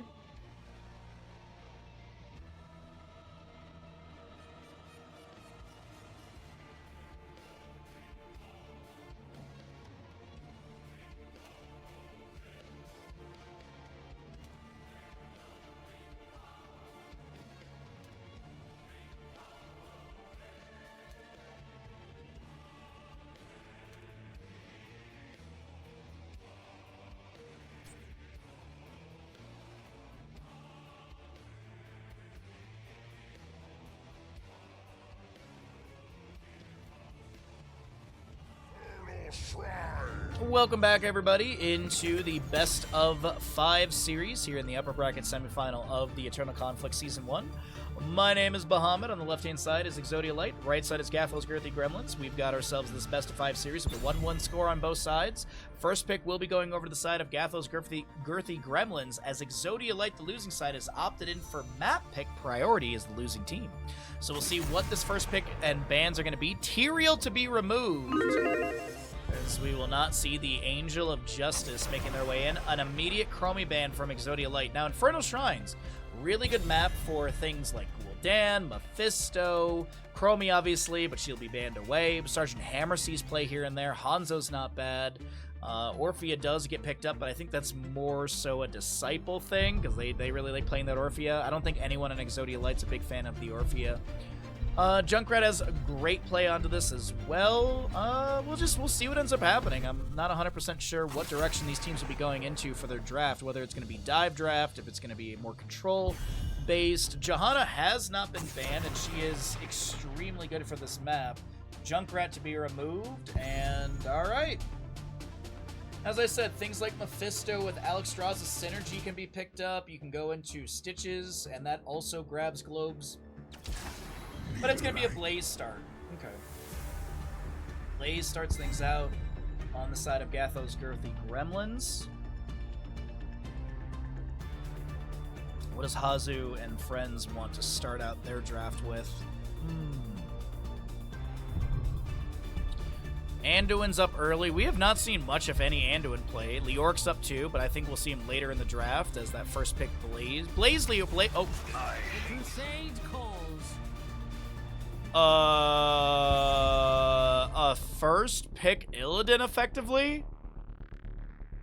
They have to be, it's either they're feigning the idea of going Abathur, and maybe they'll try and draw an Abathur ban or steal from Gaflo's Girthy Gremlins. The Illidan's such a weird one. Oh, I see dodge, please. Oh, no. It's Malfurion. Unfortunately, it's Malfurion. It's not Illidan, chat. Reduce the level of hype. We were theory crafting to first pick Illidan. I thought we were playing Rip for a moment. Bold move.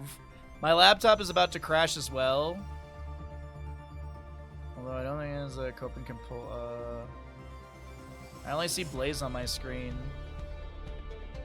Oh, is someone still stuck in the draft? The lobby might be borked. I'm not gonna switch scenes. We'll stay right here. Dang it! Dude, I wanted that Illidan so bad. I didn't know what they were gonna do with it, but I wanted that Illidan so bad. That would have been so good! Bummer. We'll probably leave that in the YouTube edit, because these games will go up on YouTube with removed in between segments and stuff. Which, by the way, if you're watching on YouTube, be sure to subscribe so we can grow the YouTube channel. Every Monday, Wednesday, Friday is a new YouTube video going up from casting. So, and we have videos up until November. I have not checked the YouTube, but I hope it's growing still. I don't do much with YouTube, but maybe we can grow it a little bit. So we'll get through the ban phase and everything. Bummer, dude. Bummer. I really was like, oh, dude, this Illidan's gonna be insane. No. Alrighty. Oh, what was this ban again? Tyrael? Yeah, Tyrael and Junkrat were the other two bans. So we'll just wait for the Tyrael and Junkrat to come through.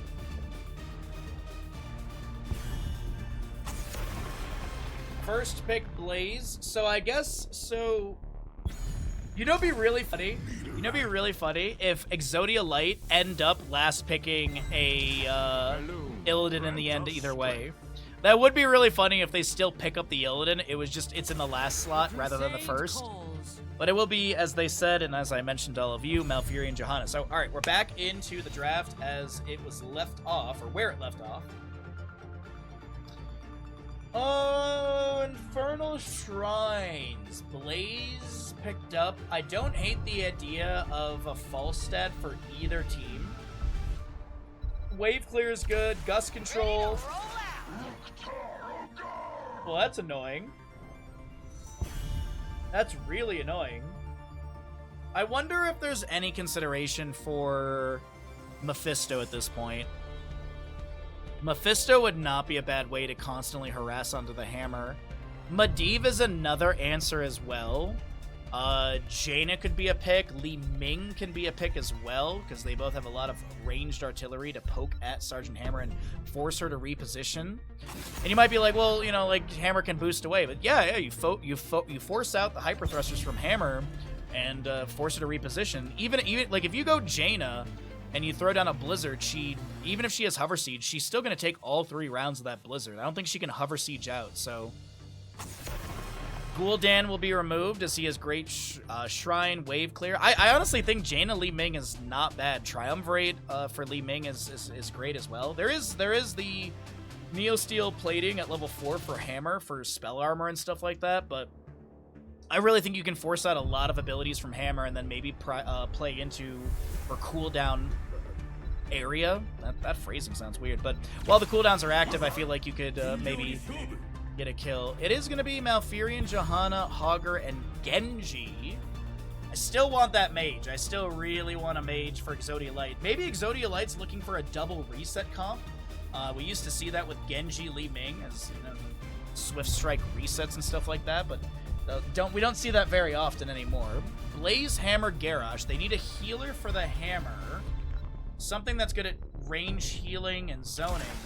None shall flee my grasp. The White Mane works. The Maiev offers up more control. I honestly think that Gaflo's Girthy Gremlins has such a good draft here. Let's go, Rommel. Let's go. We need Kaimo Tripson to show the heck up. He's got to wake up so he can get his 250,000 gambles in. It's 2 o'clock for Kaimo. He's got to be awake. He's actually probably saving animals, knowing him. What a guy. Sylvanas. So mind control game, maybe to go fishing. I don't hate the Sylvanas at all. Could also be Might of the Banshee Queen with Festering Wounds, 1 and 7. Mind control, I really like the idea. I love the idea of mind control and Dark Lady's Call, level 10 and level 20. Let's see what ends up happening. Let's load on in, everybody.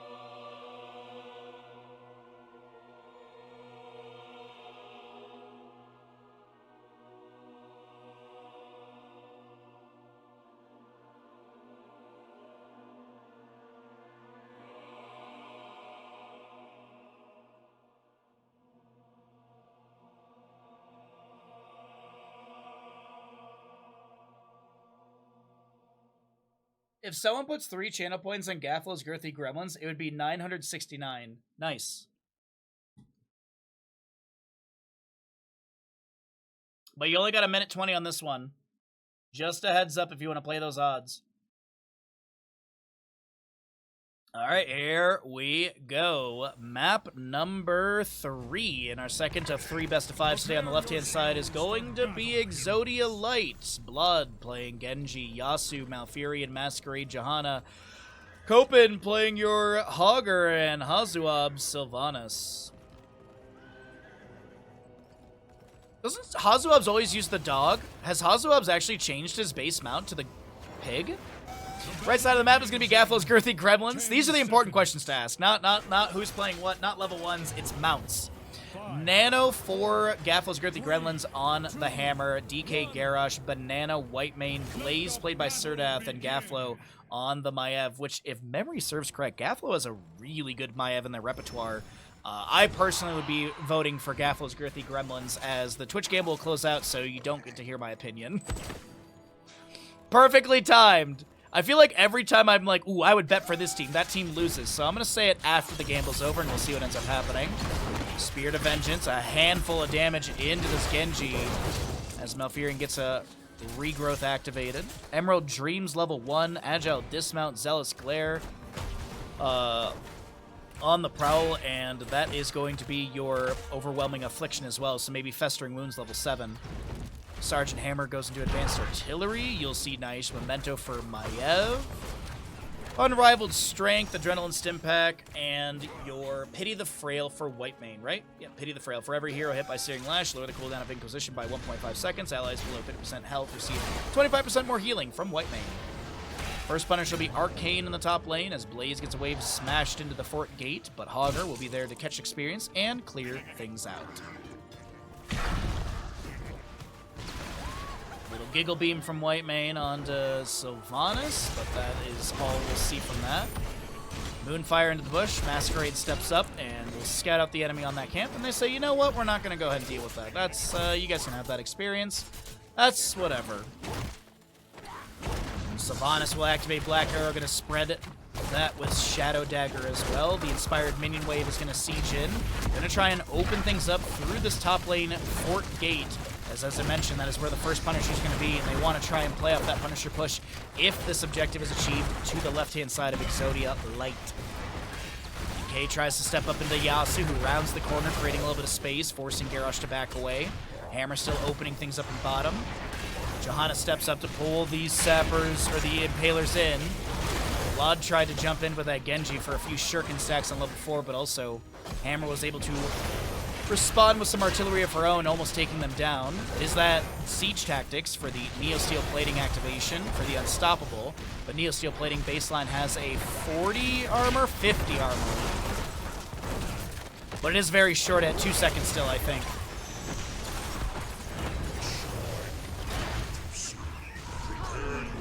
Indomitable, Pinned Down, Incinerator Gauntlets. You've also got your Martyrdom, Rejuvenation, Shuriken Mastery, as we already mentioned, Subdue, Hogger's Joggers, and Possession Sylvanas to bolster Siege. Left side Hogger finishing out camp. Right side Blaze might have to do the exact same, and these camps will be almost simultaneous, maybe a half-second difference. Genji, has a deflect, should have a Swift Strike to back away. Regrowth the Pride from Malfurion, and they'll be fine.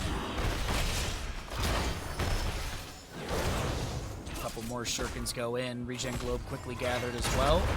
Blaze starts out the objective, working on a few skeletal defenders for this Arcane Punisher. Augur looks to step up. Dynamite's thrown down. Blaze still stealing sappers away with that splash and AoE. Hazuabs and friends, they say, you know what? We don't want the first objective, actually. We're just going to rotate in the bottom, use Black Arrows, open up the gates.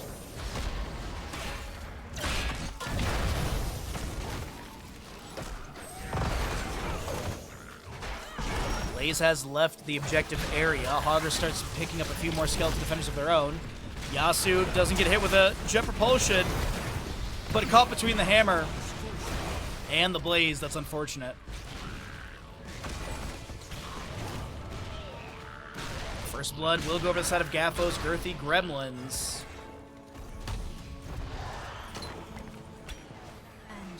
Possession Sylvanas to push up the wave.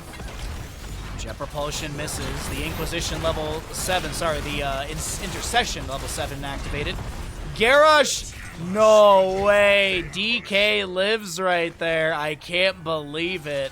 Hammer has the objective. Hover Siege level 7. Mines are put into the bush just below, and Hammer starts to float forward. A few autos into the fort gate. Hammer looking to set up that Punisher jump. I think it's already been used once onto the structure.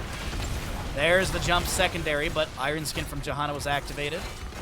Groundbreaker from Garrosh. Is there a toss on to Genji? Little Giggle Beam from Whitemane. A root from Malfurion Zones. And the end of the objective will be Hammer trying to clear things out from the rest of that fort gate. And should be able to do it. Nano Hammer on point. Uh-oh, though. Augur needs to use his Hogwell to back away. Copen getting low. That is also Blood Cool dropping as well. And that is Hogger taken down by Blaze.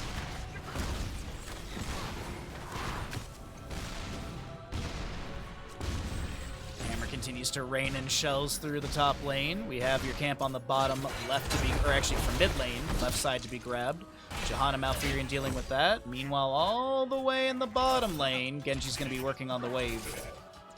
Next Punisher's that Mortar Punisher. Hammer still shoving into top lane. Root from Malfurion. Siege Tactics activation for that cleanse. And that 10 talent here. Napalm Strike. We have your...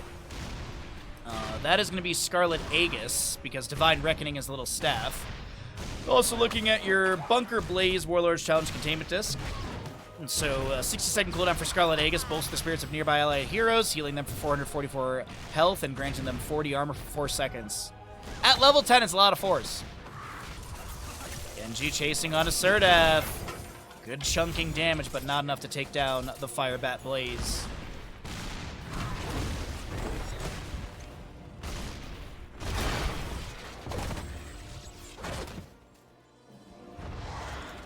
See, next Punisher. The announcement's gonna be really, really close. It's typically close to the 7-minute mark after the first Punisher phasing. I didn't look at when the last one went down. Mind Control goes fishing for something, but Hazuabs can't find a target. Portapult for the Hogger, Bless Shield, as well as your X-Strike and Tranquility. Minion Wave may get the fort. No, it's gonna be on double-digit numbers, I think. 200! Triple digit still. Just fire your blunt force gun at it. Oh.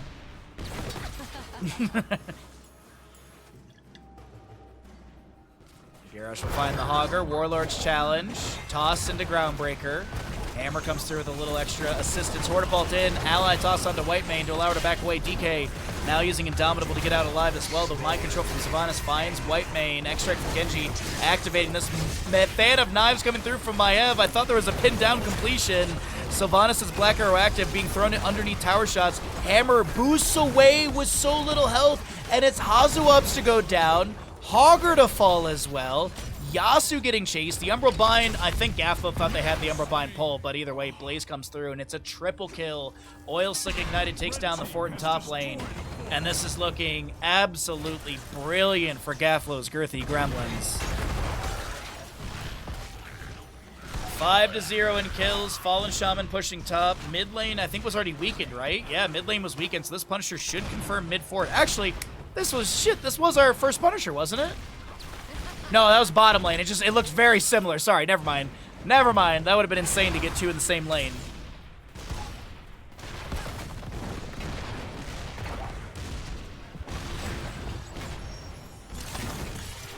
Hyper thrusters from Nano activated. Mind Control finds DK. The Indomitable activated. Might have been an intercession from Whitemane, possibly. But here comes your Mortar Punisher through mid lane.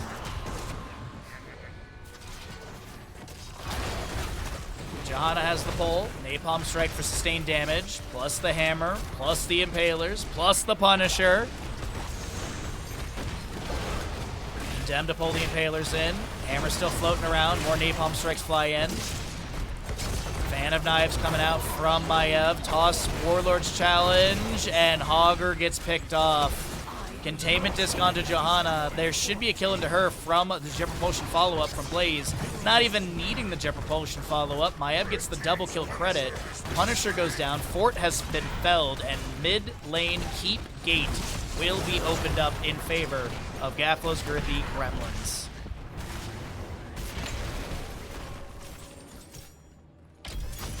Shuriken Mastery done, a few Shurikens to dismount. Minion Wave may be pushed into the fort and bottom lane. That might be all outer structures taken down. Nano floating in for already immediate damage and sustained from that Napalm Strike. What is the damage over time from Napalm?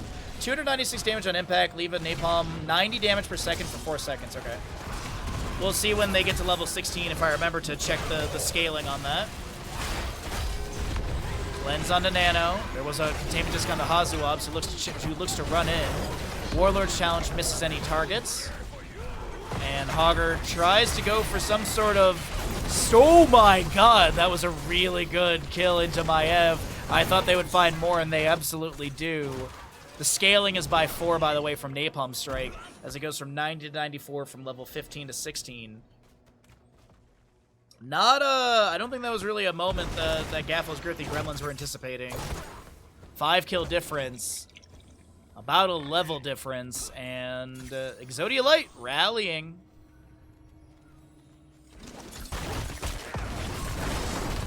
Black Arrow from Sylvanas. They want to take down the fort. The next Punisher is Frozen, so we've gone Mortar, Arcane, Frozen from bottom, mid, top.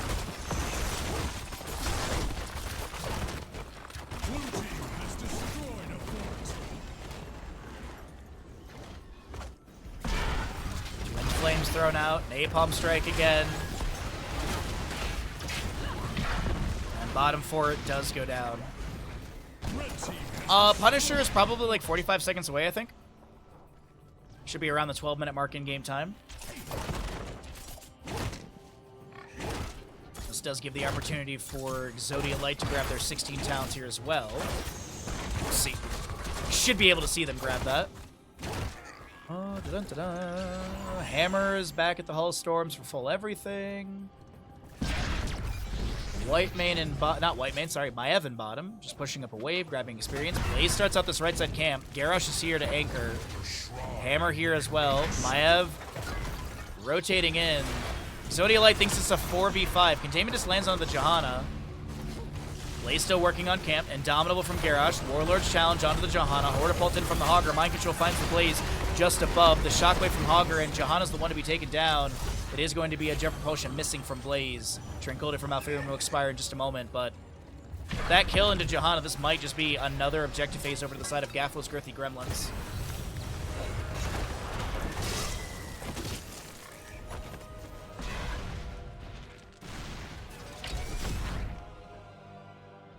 Copen is UNC. For some reason, they're using a different account today. I don't know why. How you doing today, Bo Rick? Happy Sunday to you, my friend. Best of luck to your teams, your sports, or whatever you're rooting for.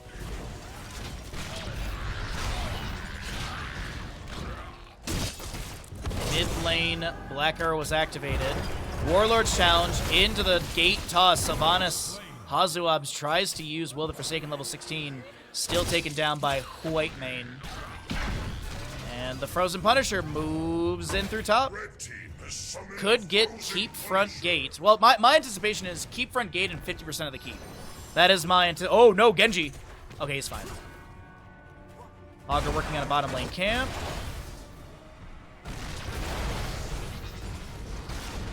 Punisher smashes its face into the wall. Gate is completely taken down. Faster than I honestly anticipated. I thought there would be more poke defense. Toss, Groundbreaker, Jet Propulsion. Genji tries to back away. The Umbreblind pulls him back. This might be a GG moment for Gaflo's Girthy Gremlins. Containment Disc. If they can step up and find another kill, that would be massive. The Jet Propulsion lands a stun onto 2. Warlord's challenge onto Johanna, I believe it was, and she gets taken down after the toss. This is push to win. Punisher jumps on to the Hogger, and he gets deleted. 2003 damage in 0.9 seconds. Humongous damage right there. Will the Forsaken on the right side was active, and that is going to be Gaflo's Girthy Gremlins finding victory in map number 3, and they are one map away from moving on into the upper bracket final coming up next. As I mentioned, it's all best of 5s today. And if the Girthy Gremlins can pull a W in map number 4, the next map options are Dragonshire, Sky Temple, or Towers of Doom. Our first best of 5 of the day went the distance, and me personally, it's going to destroy my voice, but I will be happy to cast 15 games of Heroes of the Storm today. I'm rooting for it. I hope you are as well. Let's show some talents. And you know the dealio, chat. We're going to go ahead and roll some ads out, get rid of the nasty ads.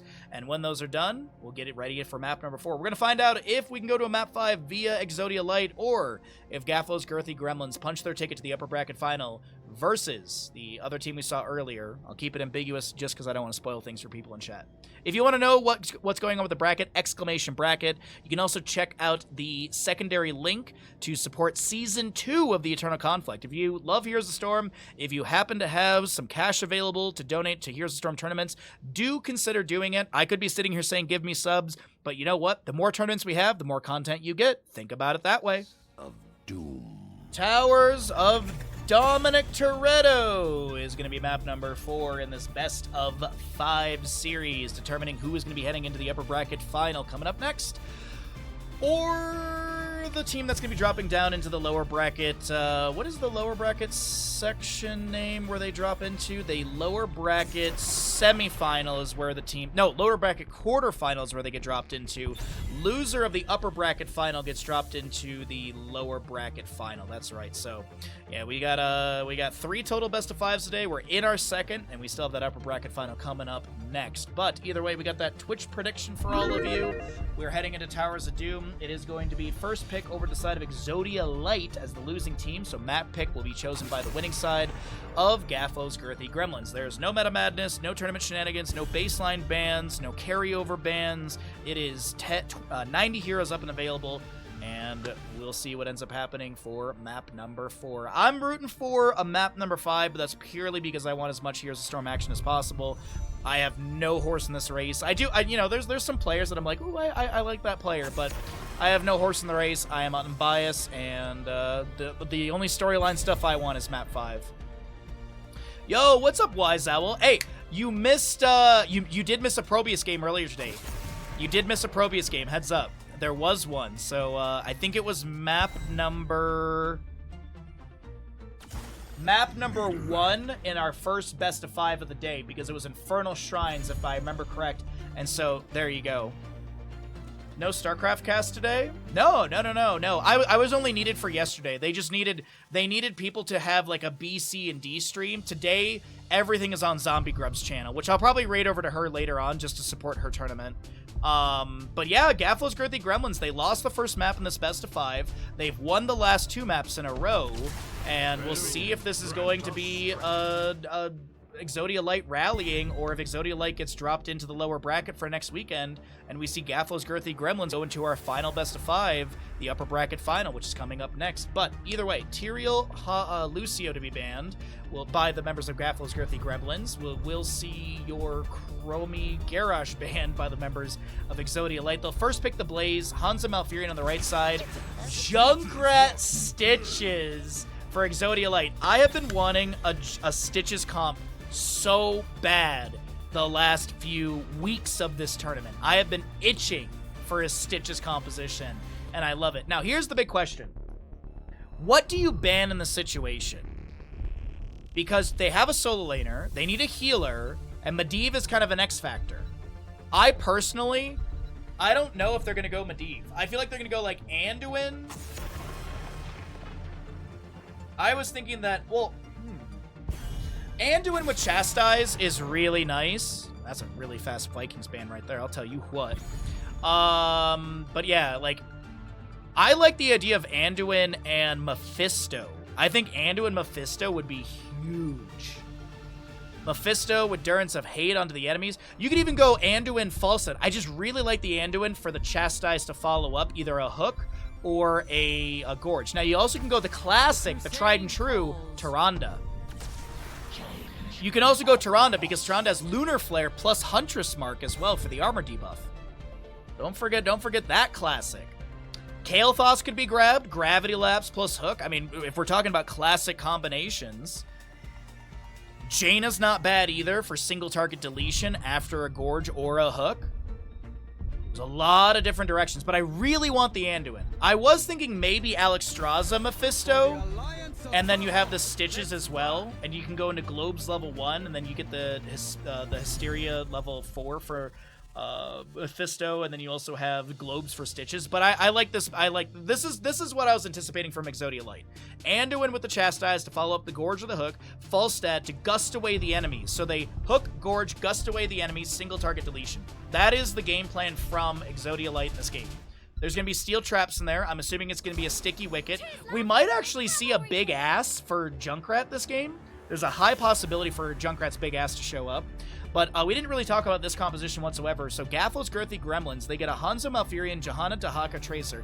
A very auto-attack heavy composition. Not a ton of spell power, but a lot of sustained damage, which is nice. I personally, I'm leaning on Exodia Light here, but that's me wanting a map 5.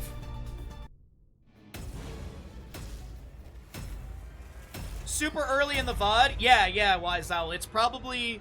I think I started 15 minutes early today to roll ads, so the first best of 5 probably starts 20 to 25 minutes into my VOD.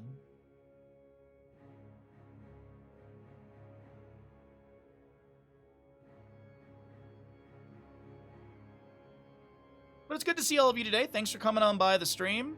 Happy Sunday. Let's see what we got going on for this next map. 25,000 out the gate on Exodia Light. 25,000 out the gate. Alright, I think this tea bag is steeped as well. I got myself some lemon lift. A little bit more caffeine, and then I think I'll get some water after this game.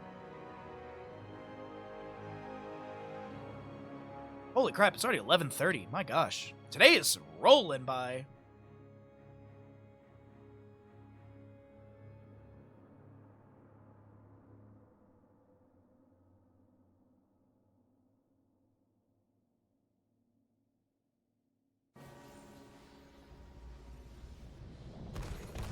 Alrighty, everybody. Map number 4 in our second of 3 best of 5s today. We've got the members of Gaflo's Girthy Gremlins with DK on the Johanna, Surdath playing Dahaka, Banana Malfurion, Gaflo Tracer, and Nano Hanzo. Left side of the map looking to rally us into a map number 5 is going to be Exodia Light. Hazuab's Falstad, Blood on your Junkrat, Yasu Anduin, Masquerade is your Stitches. And last but not least, you've got Copen, or UNC, on the Blaze. I'm not sure why they're using a different account name. It is what it is. It's Copen. There you go.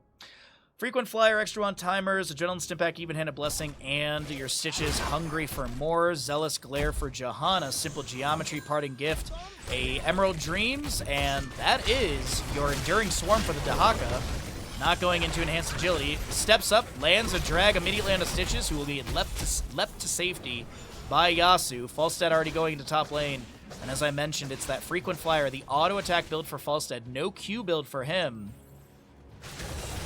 As Tracer tries to trade, Parting Gift for a bit of damage into Hazu as he steps back up for 1 or 2 more autos. Now, Sapper camps do spawn earlier, or all camps in the game spawn earlier, at the 30-second mark rather than the 1 minute. Doesn't seem like there'll be an invade onto this camp. There was a slam for Masquerade. There might have been a moment where he thought about it, but none to be activated invade-wise. Open in this mid lane. Able to back off. The Chastise from Anduin zones as well. Falstad continues to soak top lane. And he might actually continue doing this. Oh, no, they're going to assist each other to be able to grab this Sapper Camp for top lane quite quickly. Bottom lane, Sapper Camp. Hook from Stitches. Pulls the Sapper. Oh, man. Masquerade, a little oopsie right there.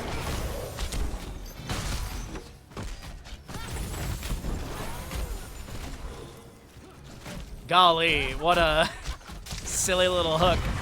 Top lane, by the way, is being contested. Hammering in from Falstad. Tracer low, so is Copen as well as Hazu.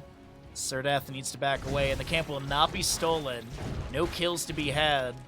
And level 4 coming through on both sides in just a moment. How are we doing on that Twitch gamble? Hey, nearly 50-50 on the gamble. All right.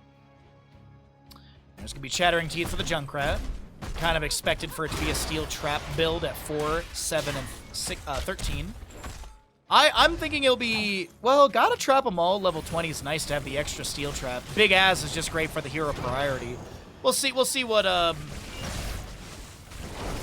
I'm blanking on the name. We'll see what Blood Cool goes into at level 13. We'll keep an eye on those talents and such. Stitch is picking up a decent amount of globes. Every 20 globes, he increases his base movement speed by 5%. Passively, by taking the talent, he gets already a 5. A 5 movement speed increase. Tracer going to try and take down this Junkrat, and will be able to do so. First blood by Gaflo's Girthy Gremlins and Gaflo.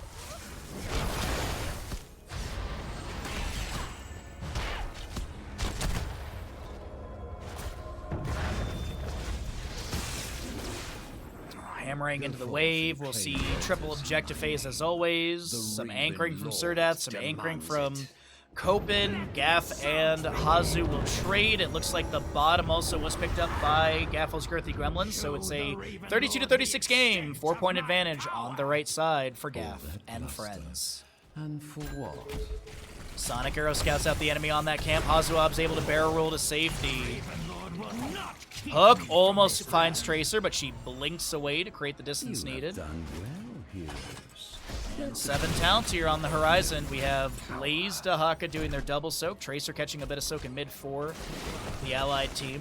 Azu pushes a wave up onto the fort gate. Needs to back away as DK gets easy clear of that. Masquerade trying to fish for a hook. None to be found. Or no one to be found.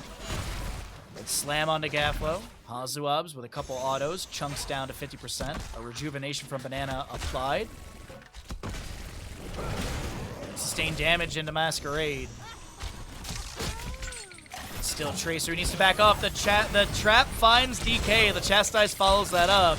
It is Sticky Wicket level 7. Azu is here with the allies trying to get some sort of pressure. There's one Sapper making it in. I think the other one was killed on the run in. Beautiful Iron Skin activation from Johanna, denying that hook connection from Masquerade. Boss bomb on Hazu, but he barrel rolls for a little extra shielding to deny the initial burst of damage. Another root from Malfurion, finding Stitch's concussion mine onto Johanna over the wall. DK getting low, the hook pulls Tracer. Steel trap on the ground, did not activate in time. And our next objective is singular in the center of the map. Will it be a 32-32 game, or does Gaflo's Girthy Gremlins pull ahead by 8 damage?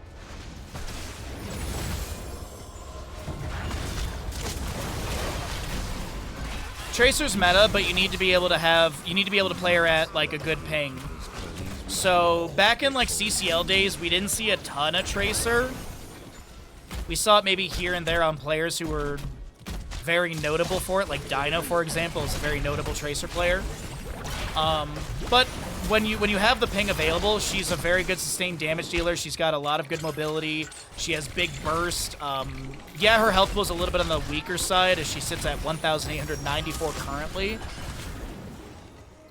But her mobility kind of makes up for that. Recall value, Pulse Bomb, Sticky Bomb. Malfurion and Tracer has been kind of a synergistic combo for a very long time. You apply the rejuvenation, or the regrowth, excuse me, to Tracer, and then she goes and does whatever she wants. You keep landing Moonfires, and she keeps healing for that duration. And Masquerade will be taken down. A second kill over the side of Gaflo's Girthy Gremlins. The Dragon's Arrow does not connect. Gaflo, Pulse Bomb is available, but does not try and apply it to Junkrat. And that will be Malfurion with the channel. It is an 8-point advantage to Gaflo's Girthy Gremlins. Fire the towers! Destroy the Raven Lord!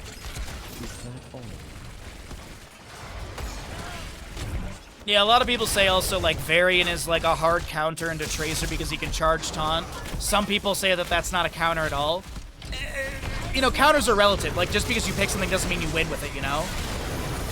Tranquility activated by the Malfurion. We do have Johanna, the one falling. Gust up against the wall. Banana might be the next target, and absolutely... Exodia Light will lose their camp, but they find a double kill, which pushes them into 10 talent tier and beyond. Gust, Bunker, Riptire, Light Bomb and Gorge. Bless Shield, Dragon's Arrow, Sticky Bomb, Tranquility, and Isolation. Just circling back to my point, I think a lot of people will look at a draft and be like, oh, there's a Garrosh on one team, there's a Diablo on the other. The Garrosh instantly wins. It's like, no. Garrosh pressures Diablo, sure, but Diablo doesn't mean Diablo gets 0 value into Garrosh. I mean, it can really be how you play it. You could sit there and cooldown count and say, like, okay, Garrosh used Toss. Now we engage. You know, stuff like that. So it's there's advantages you can eke out for sure, but it's not a guarantee in my opinion. Leap of Faith after the Gorge, the Bless Shield locks down the enemy. The Light Bomb, the Pulse Bomb, Dragon's Arrow from Hanzo connecting onto a few enemies. Masquerade looks to back away after the root of Emerald Dreams expires. Another hook goes out from Masquerade. Less than a level for him to get that fishing hook value as he automatically gets 40% range increase at level 13. Riptire trying to push Surdat to the side, but Junkrat doesn't activate Riptire in time. It'll be cleared out by Nano's auto attacks. Double objective phase, top left and right. These are often traded, but it is going to be Copen delaying a little bit.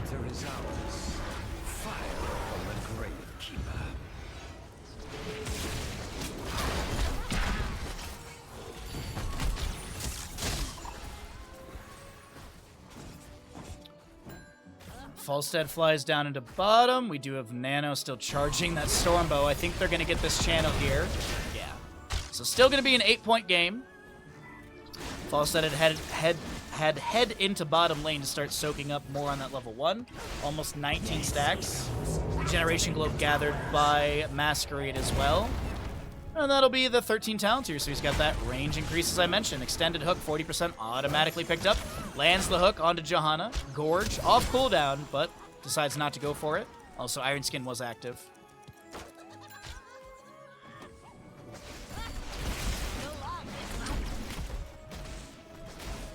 Crush Mine set up around this Sapper Camp. 13 on both sides. We also see that Serrated Hook and Meat Hook, 7 and 13 for Stitches. Another hook goes out, but it just bonks off of the Iron Skin of Johanna. Hanzo pushes a quick wave up in bottom. Sappers will clear that out as Stitches rotates down with Falstead. 1 for the stackage of the globe and 2 for Falstead to be able to scale up a little bit more as well. 20 regeneration globes for your Stitches means he now moves at 110% speed unmounted. So his rundown factor is a little bit faster. 1, 2, 3 sappers make it. Oh, 2 sappers make it into the tower, and 1 remains. It will activate into the fort, but the fight breaks out. A recall from Tracer. Falstead barrel rolls inside the Dragon's Arrow splash. Takes down the big bird. A light bomb from Anduin tries to get something, but the pulse bomb takes him down. Junkrat picked off by Hazu. Or sorry, Hanzo. Hazu was Hanzo last game, sorry.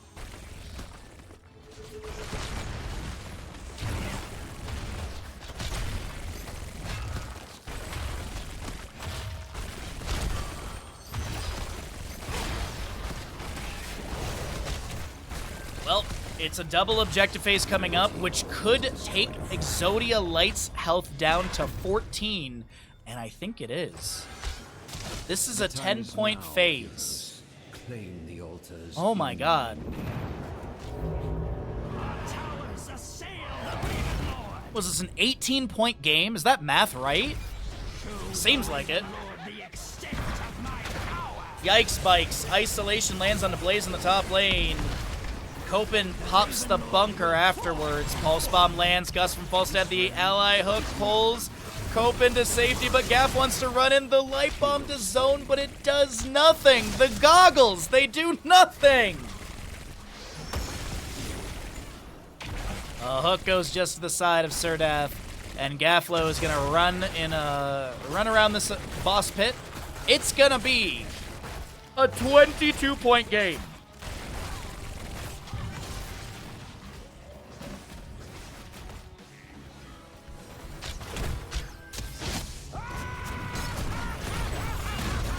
$10 to 32, 22-point difference. Gorge, Leap of Faith. Can they take down Johanna? Iron Skin activated. Tranquility from Malfurion. The hook misses. No. Uh-oh. Dragon's Arrow. Concussion Mine looks sketchy. Or, sorry, the Concussion Mine looked really good for the kill into Banana, but no. It was actually Bloodcool who almost died in the end.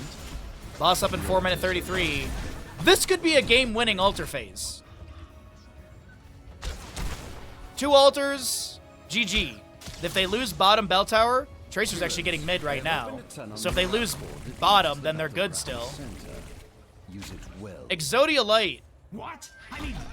Not the results I was anticipating for them. Actually, the mid fort does not go down. It's actually a keep value now since you have the center teleport open up. Doc is going to get top right, guaranteed. No one's in... this is GG's. Literally GG's. Exodia Light, I'm sorry. I don't know what happened this game with you guys, but... I don't know, man. GG. That's...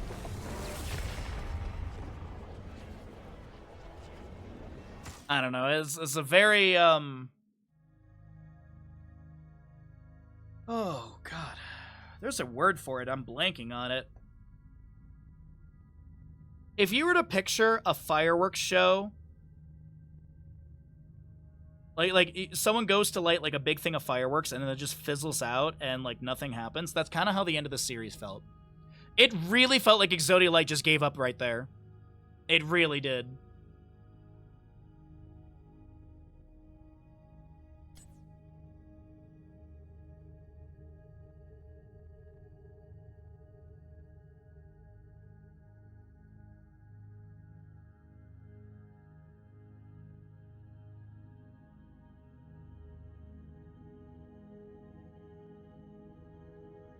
Anticlimactic is the right word. That's what I was looking for. Thank you.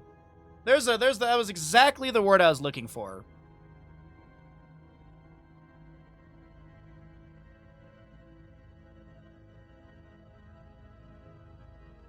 This draft just Papega? I don't think this draft is Papega.